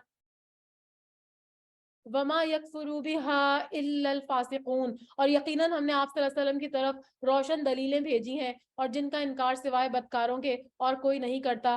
یہ لوگ جب بھی کوئی عہد کرتے ہیں تو ان کی ایک نہ ایک جماعت اسے توڑ دیتی ہے, بلکہ ان میں سے اکثر ایمان سے خالی ہیں. وَلَمَّا جَاءَهُمْ رَسُولٌ مِّنْ عِندِ اللَّهِ مُصَدِّقًا لِمَا مَعَهُمْ نَبَذَ فَرِيقٌ مِّنَ الَّذِينَ أُوتُوا الْكِتَابَ کتاب اللہ وراء ظہورہم کأنہم لا یعلمون. جب کبھی ان کے پاس اللہ کا کوئی رسول ان کی کتاب کی تصدیق کرنے والا آیا, ان اہل کتاب کے ایک فرقے نے اللہ کی کتاب کو اس طرح پیچھے ڈال دیا گویا کہ وہ جانتے ہی نہیں تھے. یعنی اللہ تعالیٰ نبی کرم صلی اللہ علیہ وسلم سے خطاب کرتے ہوئے فرما رہے ہیں کہ ہم نے جب آپ صلی اللہ علیہ وسلم کو آیات بینات عطا کی تو جن کو دیکھ کر یہود کو ایمان لانا چاہیے تھا, کیونکہ خود ان کی کتاب میں بھی آپ صلی اللہ علیہ وسلم کے اوصاف کا ذکر تھا اور آپ صلی اللہ علیہ وسلم کے ایمان لانے کا عہد موجود تھا, لیکن انہوں نے کبھی کسی عہد کی پرواہ نہیں کی. تو عہد شکنی کرنا جو تھا نا ان کا ایک وہ ان کی فطرت میں شامل ہو گیا تھا, ان کی عادت ہو گئی تھی. تو اسی طرح انہوں نے اللہ کی کتاب کو پیچھے ڈال دیا جیسے کہ وہ اس کو جانتے ہی نہیں ہیں اور اس چیز کے پیچھے لگ گئے جسے شیطان حضرت سلیمان علیہ السلام کی حکومت میں پڑھتے تھے. اور سلیمان علیہ السلام نے تو کفر نہیں کیا تھا بلکہ یہ کفر شیطانوں کا تھا. وہ لوگوں کو جادو سکھایا کرتے تھے, اور بابل میں ہاروت اور ماروت دو فرشتوں پر جو اتارا گیا تھا وہ دونوں بھی کسی شخص کو اس وقت تک نہیں سکھاتے تھے جب تک یہ نہ کہہ دیں کہ ہم تو ایک آزمائش ہیں, تو کفر نہیں کرو. پھر لوگ ان سے وہ سیکھتے تھے جس سے خاوند اور بیوی میں جدائی ڈال دیں, اور دراصل وہ بغیر اللہ تعالیٰ کی مرضی کے کسی کو کوئی نقصان نہیں پہنچا سکتے تھے. اب یہاں پر جو ہے وہ سلیمان علیہ السلام کی حکومت کا ذکر ہو رہا ہے نا, تو اس کے بارے میں بتایا جا رہا ہے کہ یہودی جو تھے نا وہ اللہ کی کتاب اور اس کے عہد کی کوئی پرواہ نہیں کرتے تھے, بلکہ شیطان کے پیچھے لگ کر نہ صرف جادو ٹونے پر عمل کرتے تھے بلکہ یہ بھی دعویٰ کرتے تھے کہ حضرت سلیمان علیہ السلام جو تھے نعوذ باللہ اللہ کے پیغمبر نہیں ہیں بلکہ ایک جادوگر ہیں اور جادو کے زور سے ہی حکومت کرتے ہیں. اللہ تعالیٰ فرما رہے ہیں اس آیت میں کہ حضرت سلیمان جادو کا عمل نہیں کرتے تھے, کیونکہ عمل سحر جو ہے نا وہ کفر ہوتا ہے, اور کفر کا ارتکاب کیسے ایک پیغمبر کر سکتے ہیں. تو وہ کہتے ہیں کیونکہ حضرت سلیمان علیہ السلام کی جو حکومت تھی نا اس میں جادوگری کا سلسلہ بہت عام تھا, بہت زیادہ جادوگر تھے, بہت زیادہ جادو ٹونے تھے. تو حضرت سلیمان علیہ السلام نے اس جادو کو توڑنے کے لیے کیا کیا تھا کہ جادو کی کتابیں لے کر اپنی کرسی یا تخت کے نیچے دفن کر دی تھی. تو آپ صلی اللہ علیہ وسلم جب ان کی وفات ہوئی حضرت سلیمان علیہ السلام کی, تو پھر شیطان اور جادوگر جو تھے انہوں نے وہ کتابیں ان کے تخت کے نیچے سے نکال کر لوگوں کو دکھایا کہ دیکھو حضرت سلیمان علیہ السلام جو تھے وہ قوت اور اقتدار اسی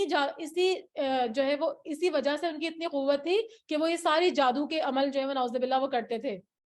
تو اسی وجہ سے حضرت سلیمان علیہ السلام کو بھی انہوں نے کافر قرار دیا. تو اللہ تعالیٰ اس کی تردید قرآن میں کر رہے ہیں کہ ایسا نہیں تھا کہ سلیمان علیہ السلام جو تھے انہوں نے نہ کفر کیا تھا بلکہ کفر تو شیطانوں کا تھا.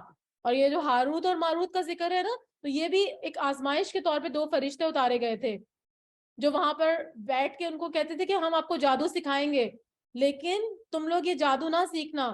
اور وہ کہتے تھے کہ جو ہے وہ جادو سے یہ مختلف چیز ہے, اور جادو یہ ہے کہ جس کا علم اللہ تعالیٰ کی طرف سے ہمیں عطا کیا گیا ہے, اور ان کو منع کیا گیا تھا کہ یہ جادو جو ہے وہ نہ سیکھیں, یہ ایک آزمائش ہے اللہ تعالیٰ کی طرف سے. لیکن پھر بھی وہ سیکھتے تھے, اور وہ ایسا جادو سیکھتے تھے جس سے بیوی اور شوہر میں جدائی ڈال دیں.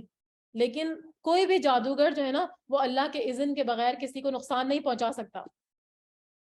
جب تک اللہ کا اذن نہیں ہوگا تو جادوگر جو ہے وہ کوئی بھی نقصان اللہ کے اذن کے بغیر نہیں جو ہے وہ پہنچا سکتے. اور جس طرح سے ہے نا کہ قرآن کو جو ہے وہ پیٹ پیچھے نہیں پھینکنا ہے، بلکہ قرآن کے پڑھنے، سمجھنے، غور و فکر کرنے اور اس پر عمل کرنا اور اس کرنا جو ہے وہ زیادہ اہم ہے. تو ہمیں بھی یہ غور و فکر کرنا چاہیے کہ کیا ہم قرآن پر غور و فکر کرتے ہیں تاکہ وہ ہمارے عمل میں ڈھل جائے. اور جادو کرنے کی جو بات ہوئی نا، تو جادو کرنا جو ہے وہ بنی اسرائیل میں تھا، اور یہی چیز آج امت مسلمہ میں بھی پائی جاتی ہے. تو جادو کرنا جو ہے نا یہ ایک طرح سے کفر ہے. اور جادو سے بچنے کے لیے، جادو اللہ کے اذن کے بغیر نہیں ہو سکتا، لیکن اس سے بچنے کے لیے جو ہے وہ، جیسے ہم گرمی سے بچنے کے لیے گرمی کا بچاؤ کرتے ہیں، سردی سے بچنے کے لیے سردی کا بچاؤ کرتے ہیں، تو جادو سے حفاظت کے لیے جو ہے وہ اذکار پڑھنے صبح اور شام کے، اور آیت الکرسی اپنی حفاظت کے لیے. تو اللہ تعالیٰ کا جب ہم ذکر کرتے ہیں نا تو وہ ایک قلعے کی طرح ہو جاتا ہے جو انسان کو محفوظ کر دیتا ہے. تو پھر ہمیں اس سے ڈرنا نہیں چاہیے. جادو اللہ کے اذن کے بغیر نہیں ہو سکتا. ہاں یہ ہے کہ وہ جادو بھی برحق ہے، مگر ہم اگر اس سے بچاؤ کی تدبیریں پہلے ہی کر لیں تو کوئی ہم کو نقصان نہیں پہنچا سکتا. تو یہاں پر یہ لکھا ہوا ہے کہ وہ اللہ تعالیٰ کی مرضی کے بغیر کسی کو نقصان نہیں پہنچا سکتے تھے. یہ لوگ وہ سیکھتے تھے جو انہیں نقصان پہنچائے اور نفع نہ پہنچائے، اور وہ بالیقین جانتے ہیں کہ جس کے لینے والے کا آخرت میں کوئی حصہ نہیں ہے، اور وہ بدترین چیز ہے جس کے بدلے وہ اپنے آپ کو فروخت کر رہے ہیں. کاش کے جانتے ہوتے.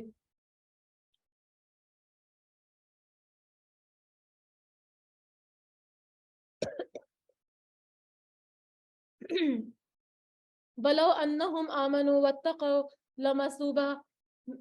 لمثوبۃ من عند اللہ خیر لو کانوا یعلمون. اگر یہ لوگ صاحب ایمان متقی بن جاتے تو اللہ تعالیٰ کی طرف سے بہترین ثواب ان کو ملتا اگر یہ جانتے ہوتے.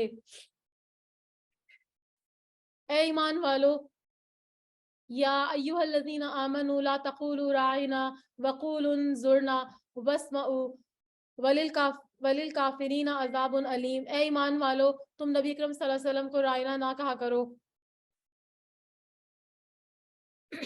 بلکہ انظرنا کہا کرو، یعنی ہماری طرف دیکھیے اور سنتے رہا کرو، اور کافروں کے لیے دردناک عذاب ہے. رائنا کے معنی تھے ہمارا لحاظ اور خیال کیجئے.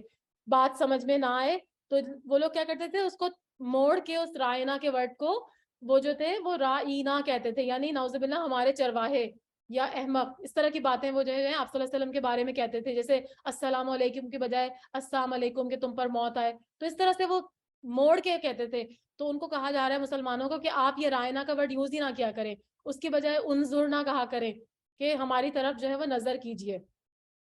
تو اس سے پیغمبر کا ادب بتایا جا رہا ہے کہ پیغمبر کو جو ہے وہ ادب کرنا ہے. اور کافروں کے لیے دردناک عذاب ہے. نہ تو اہل کتاب کافر اور نہ مشرکین چاہتے ہیں کہ تم پر تمہارے رب کی کوئی بھلائی نازل ہو. ان کے اس حسد سے کیا ہوا اللہ تعالیٰ جسے چاہے اپنی رحمت خصوصیت سے عطا فرماتا ہے. اللہ تعالیٰ بڑے فضل والا ہے. جس آیت کو ہم منسوخ کر دیں یا بھلا دیں اس سے بہتر یا اس جیسی ہم لاتے ہیں. کیا تو نہیں جانتا کہ اللہ تعالیٰ ہر چیز پر قدرت رکھنے والا ہے؟ کیا تجھے علم نہیں کہ زمین اور آسمان کا مالک اللہ ہی ہے، اور اللہ کے سوا تمہارا کوئی ولی اور مددگار نہیں ہے. یعنی اگر کوئی کتاب، کوئی نص کے معنی ہوتے ہیں نا نقل کرنے کے، لیکن شرعی اسلام میں اس کا مطلب ہوتا ہے ایک حکم کو بدل کر دوسرا حکم نازل کرنا. تو یہ نص جو ہے وہ اللہ تعالیٰ کی طرف سے ہوتا ہے. تو اس طرح کی بہت سی مثالیں ہمیں قرآن کریم میں ملتی ہیں نص کی، تو وہ اللہ تعالیٰ کی طرف سے ہے. تو اللہ تعالیٰ کی مرضی ہے، اللہ تعالیٰ کی کتاب ہے. اللہ تعالیٰ جس حکم کو چاہے منسوخ کر کے اس کی جگہ نیا حکم لے آئے. اللہ تعالیٰ ہر چیز پر قدرت رکھنے والا ہے. الم تعلم ان اللہ لہ ملک السماوات والارض وما لکم من دون اللہ من ولی ولا نصیر. کیا تمہیں علم نہیں ہے کہ زمین اور آسمان کا مالک اللہ تعالیٰ ہی ہے؟ نہیں، کیا تجھے علم نہیں کہ زمین اور آسمان کا مالک اللہ ہی کے لیے ہے، اور اللہ کے سوا تمہارا کوئی ولی اور مددگار نہیں ہے؟ کیا تم اپنے رسول سے یہی پوچھنا چاہتے ہو جو اس سے پہلے موسیٰ علیہ السلام سے پوچھا گیا تھا؟ مسلمانوں کو اور صحابہ کرام کو یہاں پر تنبیہ کی جا رہی ہے اس آیت میں کہ تم یہودیوں کی طرح اپنے پیغمبر سے جو ہے وہ سرکشی کی وجہ سے سوال غیر ضروری مت کرو. تو یہ اندیشہ کفر میں چلا جاتا ہے، کیونکہ جو بنی اسرائیل تھے نا وہ بھی جو ہے وہ اس طرح کے سوالات کرتے تھے نبی اکرم صلی اللہ علیہ وسلم سے، سوری موسیٰ علیہ السلام سے. تو ان کو روکا جا رہا ہے.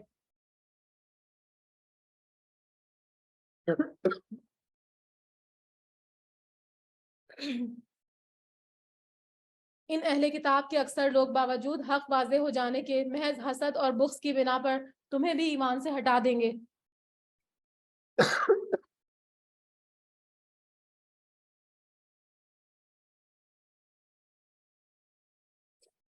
تمہیں بھی ایمان سے ہٹا دینا چاہتے ہیں۔ تم بھی معاف کرو اور چھوڑو، اور یہاں تک کہ اللہ تعالیٰ اپنا حکم لے آئے۔ یقیناً اللہ تعالیٰ ہر چیز پر قدرت رکھتا ہے۔ وَأَقِيمُوا الصَّلَاةَ وَآتُوا الزَّكَاةَ وَمَا تُقَدِّمُوا لِأَنفُسِكُم مِّن خَيْرٍ تَجِدُوهُ عِندَ اللَّهِ إِنَّ اللَّهَ بِمَا تَعْمَلُونَ بَصِيرٌ۔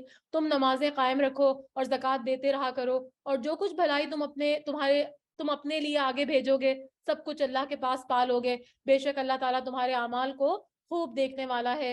وَقَالُوا لَن يَدْخُلَ وَقَالُوا لَن يَدْخُلَ الْجَنَّةَ إِلَّا مَنْ كَانَ هُودًا أَوْ نَصَارَىٰ تِلْكَ أَمَانِيُّهُمْ قُلْ هَاتُوا بُرْهَانَكُمْ إِن كُنتُمْ صَادِقِينَ۔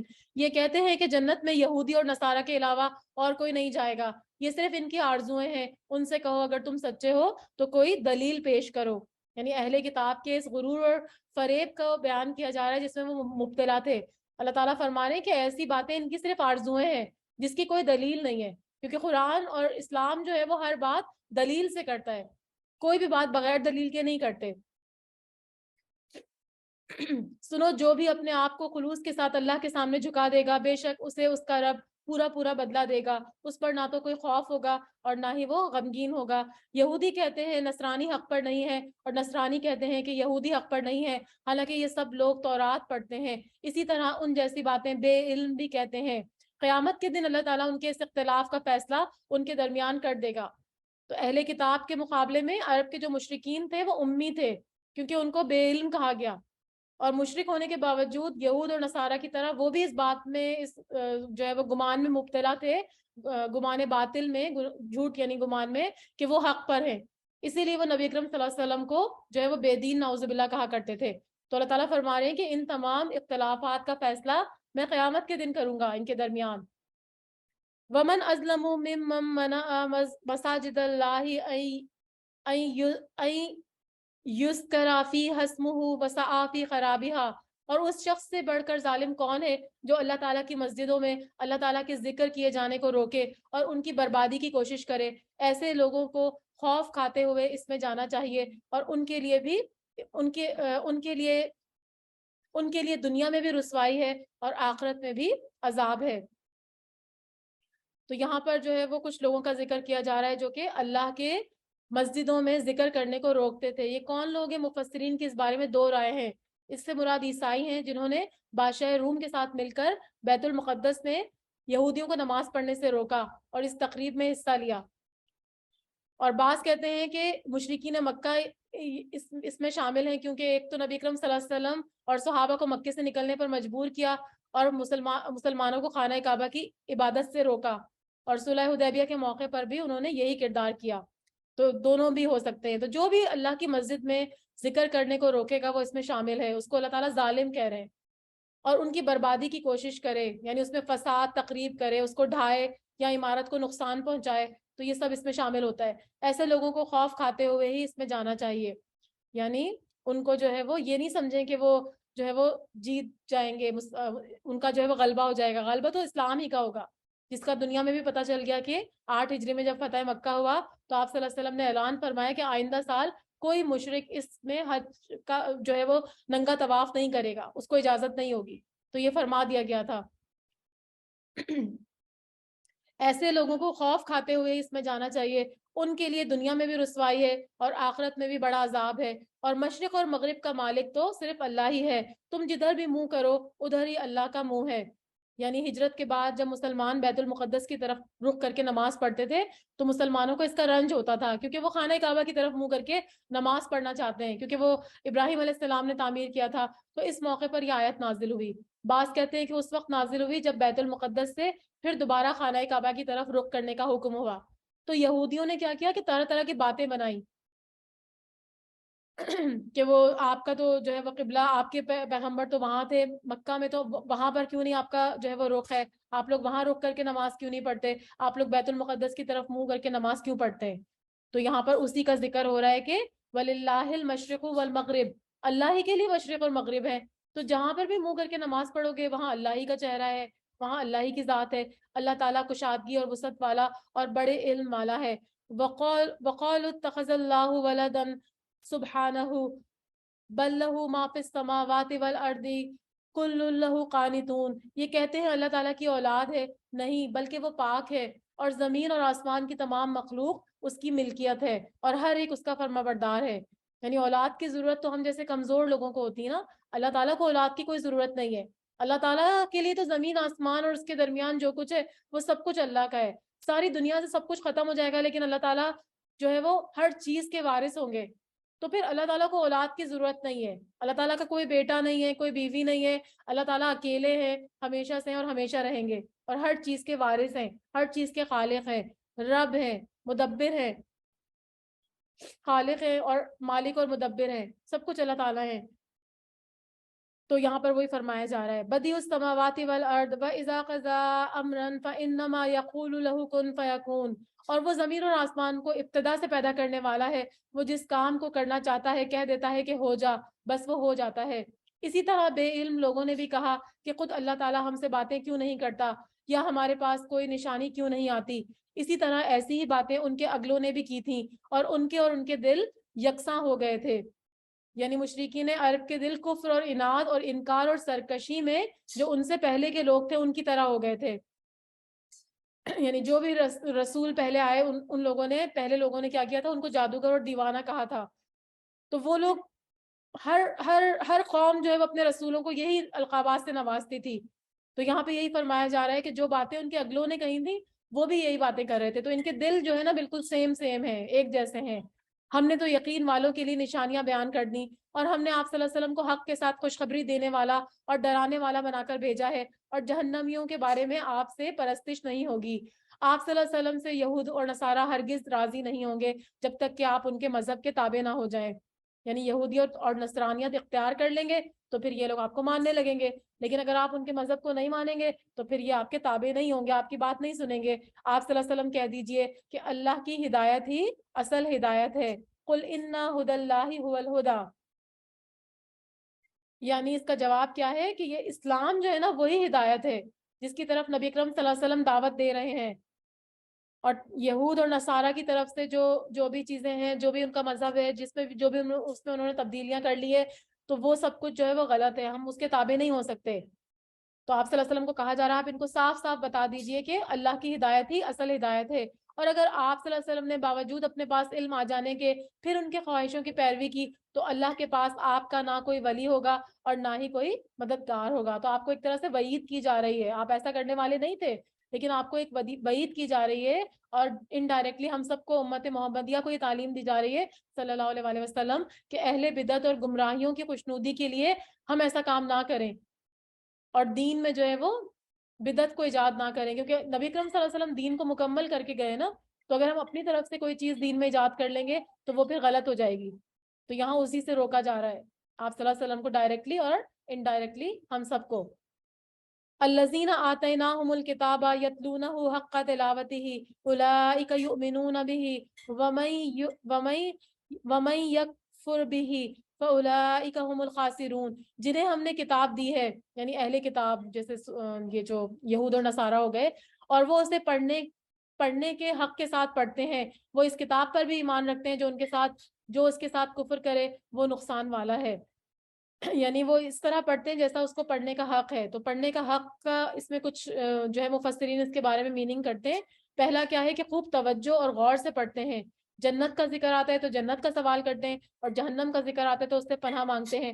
دوسرا, اس کے حلال کو حلال اور حرام کو حرام سمجھتے ہیں, اور اللہ کے کلام میں تحریف نہیں کرتے جیسے دوسرے یہودی کرتے تھے. اور تیسرا, اس میں جو کچھ تحریر ہے لوگوں کو بتاتے ہیں, اس کے بارے میں کچھ چھپاتے نہیں ہیں. اور چوتھا, اس کی محکم باتوں پر عمل کرتے ہیں, اور جو متشابہات ہے جیسے جنت دوزخ ہے یا کوئی اور اس طرح کی بات ہے تو اس پر ایمان تو رکھتے ہیں, لیکن جو باتیں سمجھ میں نہیں آتی ان میں بحث نہیں کرتے, اس کو مان لیتے ہیں, اس کی ایک ایک بات کا اتباع کرتے ہیں. ٹھیک ہے, تو یہ ساری چیزیں حق کا تلاوت میں آتی ہیں کہ تلاوت کا حق. ہم تو صرف عربک پڑھ کے سمجھتے ہیں نا کہ ہم نے تلاوت کا حق ادا کر دیا, لیکن یہ نہیں ہے. جو باتیں میں نے ابھی آپ کو بتائیں یہ ساری باتیں اگر ہم کرتے ہیں تو اس کا مطلب ہے کہ ہم تلاوت کا حق ادا کرتے ہیں. وہ اس کتاب پر بھی ایمان رکھتے ہیں اور جو اس کے ساتھ کفر کرے وہ نقصان والا ہے. یعنی جو بھی اس کے ساتھ انکار کرے گا اللہ تعالیٰ کی جو احکام شریعت ہیں ان کو جھٹلائے گا تو پھر کیا ہوگا کہ وہ خسارہ پانے والوں میں سے ہو جائے گا. یا بنی اسرائیل اذکروا نعمتی التی انعمت علیکم وانی فضلتکم علی العالمین. اے اولاد یعقوب، اے بنی اسرائیل، میں نے جو نعمتیں تم پر انعام کی ہیں انہیں یاد کرو، اور میں نے تمہیں تمام جہانوں پر فضیلت دے رکھی ہے. کیونکہ ان کو وہ بنایا تھا نا، اللہ تعالیٰ نے اپنا خلیفہ بنایا تھا، خلیفہ چنا تھا اور ان کو کتاب دی تھی، لیکن انہوں نے کیا کیا کہ اس کو جو ہے وہ اس کو اہمیت نہیں دی. تو یہاں پہ اسی فضیلت کا ذکر ہے کہ ان کو دین کی نعمت دی، اسلام کی نعمت دی، لیکن انہوں نے اپنے آپ کو یہود اور نصارہ بنا لیا. اس دن سے ڈرو جس دن کوئی نفس کسی نفس کے کوئی بھی کام نہیں آئے گا، اور نہ کسی شخص سے کوئی فدیہ قبول کیا جائے گا، نہ اسے کوئی شفاعت نفع دے گی اور نہ ہی اس کی مدد کی جائے گی. یہ کون سا دن ہوگا؟ یہ آخرت کا دن ہوگا، قیامت کا دن ہوگا. اس دن جو ہے وہ کوئی اللہ کے عذاب سے بچ نہیں سکے گا، کسی کی شفاعت اس کو فائدہ نہیں دے گی، کوئی فدیہ قبول نہیں کیا جائے گا. دنیا میں تو لوگ ایک دوسرے کو فائدہ دیتے ہیں لیکن وہاں پر کوئی کسی کو فائدہ نہیں دے سکے گا. وَإِذِ ابْتَلَىٰ إِبْرَاهِيمُ رَبُّهُ بِكَلِمَاتٍ فَأَتَمَّهُنَّ. جب ابراہیم علیہ السلام کو ان کے رب نے کئی کئی باتوں سے آزمایا. یہاں پہ جو باتیں یا کلمات کا ذکر کیا گیا اس کا مطلب کیا ہے؟ احکام شریعت، مناسک حج، اپنے بیٹے کو ذبح کرنے کا واقعہ، ہجرت کرنا، اور نمرود نے ان کو آگ میں ڈال دیا تھا. اس طرح کی تمام آزمائشیں ہیں جن سے ابراہیم علیہ السلام گزرے، اور ہر آزمائش میں وہ کامیاب اور کامران رہے. تو اس کے صلے کے نتیجے میں اللہ تعالیٰ نے ان کو امام الناس بنایا، تمام لوگوں کا جو ہے وہ لیڈر بنایا. تو مسلمان ہی نہیں، یہودی، عیسائی، مشرکین عرب، سب میں ان کی شخصیت جو تھی وہ بہت ہی محترم اور پیشوا مانی اور سمجھی جاتی تھی. تو یہاں پہ اب ابراہیم علیہ السلام کا ذکر ہے کہ اللہ تعالیٰ نے ان کو کتنی زیادہ آزمائشیں دی، کتنی زیادہ ان پر آزمائشیں آئیں، لیکن انہوں نے کیا کیا؟ انہوں نے تمام آزمائشوں کو پورا کر دیا. اللہ تعالیٰ نے فرمایا میں تمہیں لوگوں کا امام بناؤں گا. عرض کرنے لگے اور میری اولاد کو بھی، یعنی اللہ تعالیٰ جو ہے وہ حضرت ابراہیم کی اس خواہش کو پورا فرمایا. یعنی جو ابراہیم، ہر کتاب جو ابراہیم علیہ السلام کے بعد نازل فرمائی تو اس میں ابراہیم علیہ السلام کا ہی سلسلہ چلتا رہا. تو لیکن اللہ تعالیٰ نے یہ فرمایا تھا کہ میرا وعدہ ظالموں کے ساتھ نہیں ہے، یعنی جو لوگ اللہ کی نافرمانی کریں گے نا، ان کی اولاد میں سے بھی بھلے کیوں نہ ہو، تو وہ لوگ جو ہے وہ ان کے ساتھ نہیں ہو سکیں گے. تو یہاں پر یہ فرمایا کہ میں تمہیں لوگوں کا امام بناؤں گا. تو انہوں نے پوچھا کہ کیا میری اولاد کو بھی؟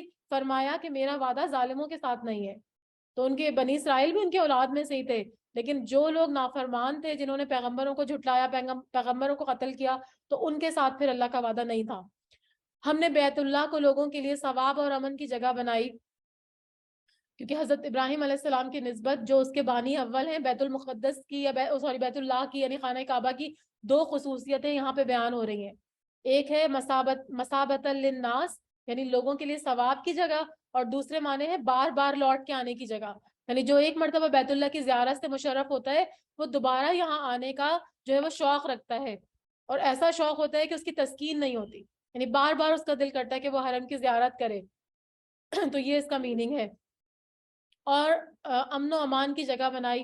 تمام مقام کہ تم مقام ابراہیم کو جائے نماز مقرر کر لو. آپ کو معلوم ہے کہ مقام ابراہیم سے مراد وہ پتھر ہے جس پر کھڑے ہو کر حضرت ابراہیم علیہ السلام نے تعمیر کعبہ کیا تھا. تو اس پتھر پر حضرت ابراہیم علیہ السلام کے قدموں کے نشان ہیں. اور آپ کو معلوم ہے جو لوگ عمرہ کرنے، حج کرنے گئے ہیں کہ وہ ایک شیشے میں محفوظ کر لیے گئے ہے. تو وہاں پر جب آپ طواف کرتے ہیں نا تو پھر اس کے بعد آپ کو عمرہ مکمل کرنے کے لیے 2 رکعت وہاں پہ نماز ضرور پڑھنی پڑتی ہے. اس کا حکم اللہ تعالیٰ نے دیا ہے، قرآن میں بھی دیا ہے اور حدیث میں، اور جو بھی اس کا طریقہ ہے حج کا اور عمرہ کا، تو اس میں ہمیں مقام ابراہیم پہ نماز پڑھنے کو کہا گیا. تو فرمایا کہ تم مقام ابراہیم کو جائے نماز مقرر کر لو. ہم نے ابراہیم علیہ السلام اور اسماعیل علیہ السلام سے وعدہ لیا کہ تم میرے گھر کو طواف کرنے والوں اور اعتکاف کرنے والوں اور رکوع اور سجدہ کرنے والوں کے لیے پاک صاف رکھو.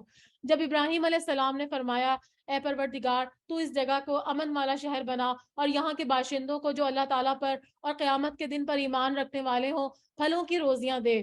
یعنی یہ انہوں نے دعا کی تھی، آپ کی دعائیں اللہ تعالیٰ نے قبول فرمائی. یہ شہر جو ہے وہ امن و امان کا گہوارہ بھی ہے اور یہاں پر جو پھل یہاں موسم کے نہیں بھی ہیں، یہاں پر دنیا بھر کے جتنے بھی فروٹس ہیں، جتنی بھی سبزیاں ہیں، غلہ ہے، وافر مقدار میں ہے.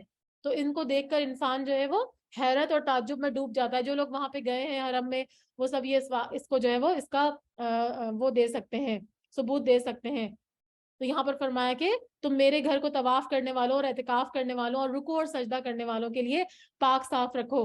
تو ابراہیم علیہ السلام نے کہا اے پروردگار تو، انہوں نے یعنی دعا کی نا کہ اے اللہ اس جگہ کو امن والا شہر بنا اور یہاں کے باشندوں کو اللہ تعالیٰ پر اور قیامت کے دن پر ایمان رکھنے والے ہوں، پھلوں کی روزیاں دے. اللہ تعالیٰ نے فرمایا میں کافروں کو بھی تھوڑا فائدہ دوں گا، پھر انہیں آگ کے عذاب کی طرف بے بس کر دوں گا اور یہ پہنچنے کی بری جگہ ہے. یعنی کافروں کو بھی اللہ تعالیٰ جو ہے وہ نعمتیں دیتے ہیں کہ شاید ان کو توبہ کی توفیق ہو جائے، لیکن پھر اگر وہ نہیں مانتے، اسی حالت میں دنیا سے رخصت ہو جاتے ہیں، تو پھر اللہ تعالیٰ ان کو جو ہے وہ عذاب کی طرف دھکیل دیں گے. وَإِذْ يَرْفَعُ إِبْرَاهِيمُ الْقَوَاعِدَ مِنَ الْبَيْتِ وَإِسْمَاعِيلُ رَبَّنَا تَقَبَّلْ مِنَّا إِنَّكَ أَنْتَ السَّمِيعُ الْعَلِيمُ. ابراہیم علیہ السلام اور اسماعیل علیہ السلام کعبے کی بنیادیں اور دیواریں اٹھاتے جاتے تھے اور کہتے جا رہے تھے اے ہمارے پروردگار تو ہم سے قبول فرما اور تو ہی سننے والا اور جاننے والا ہے. مزید دعا وہ کر رہے ہیں ربنا وجعلنا مسلمین لک ومن ذریتنا امتا مسلمتا لک. اے ہمارے رب ہمیں اپنا فرما بردار بنا اور ہماری اولاد میں سے بھی ایک جماعت کو اپنی اطاعت گزار رکھ اور ہمیں اپنی عبادتیں سکھا اور تو ہماری توبہ قبول فرما. تو توبہ قبول فرمانے والا اور رحم فرمانے والا ہے. انک انت التواب الرحیم. مزید وہ دعا کر رہے ہیں. اب یہ محمد صلی اللہ علیہ وسلم کے آنے کی دعا تھی جو انہوں نے اس وقت تعمیر کعبہ کی طرف کی تھی، جس کا میں نے آپ سے پہلے ذکر کیا. ربنا وابعث فیہم رسولا منہم یتلو علیہم آیاتک ویعلمہم الکتاب والحکمت ویزکیہم انک انت العزیز الحکیم. اے ہمارے رب انہی میں سے ایک رسول بھیج دے جو ان کے پاس تیری آیتیں پڑھے، انہیں کتاب اور حکمت سکھائے اور انہیں پاک کرے، یقیناً تو غلبے والا اور حکمت والا ہے. تو یہ حضرت ابراہیم علیہ السلام اور اسماعیل علیہ السلام کی آخری دعا تھی جو اللہ تعالیٰ نے قبول فرمائی اور حضرت اسماعیل علیہ السلام کی اولاد میں سے محمد صلی اللہ علیہ وسلم کو مبعوث فرمایا.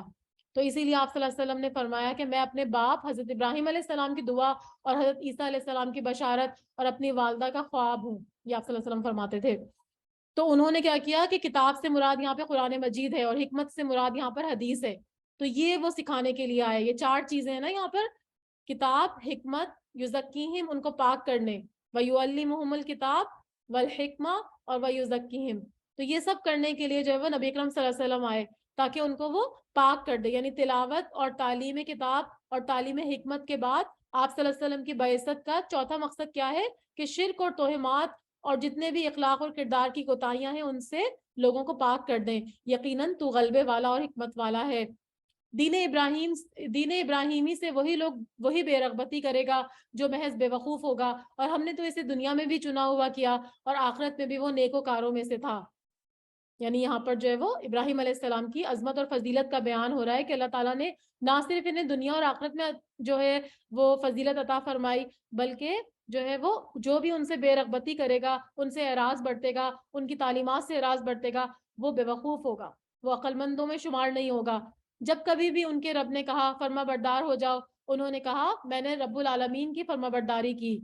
قال اسلمت لرب العالمین. تو یہ بہت بڑی ان کی فضیلت ہے کہ انہوں نے کیونکہ اطاعت اور فرما برداری کی راہ اپنائی، تو اسی وجہ سے اللہ تعالیٰ نے ان پر انعامات کی بارش کر دی. اسی کی وصیت ابراہیم اور یعقوب علیہ السلام نے اپنی اولاد کو کی کہ ہمارے بچوں، اللہ تعالیٰ نے تمہارے لیے اس دین کو پسند کیا ہے، خبردار تم مسلم ہی مرنا. یعنی ان لوگوں نے جو پیغمبروں کا نام لیا گیا ابراہیم علیہ السلام اور یعقوب علیہ السلام، انہوں نے اپنی اولاد کو یہی وصیت کی تھی.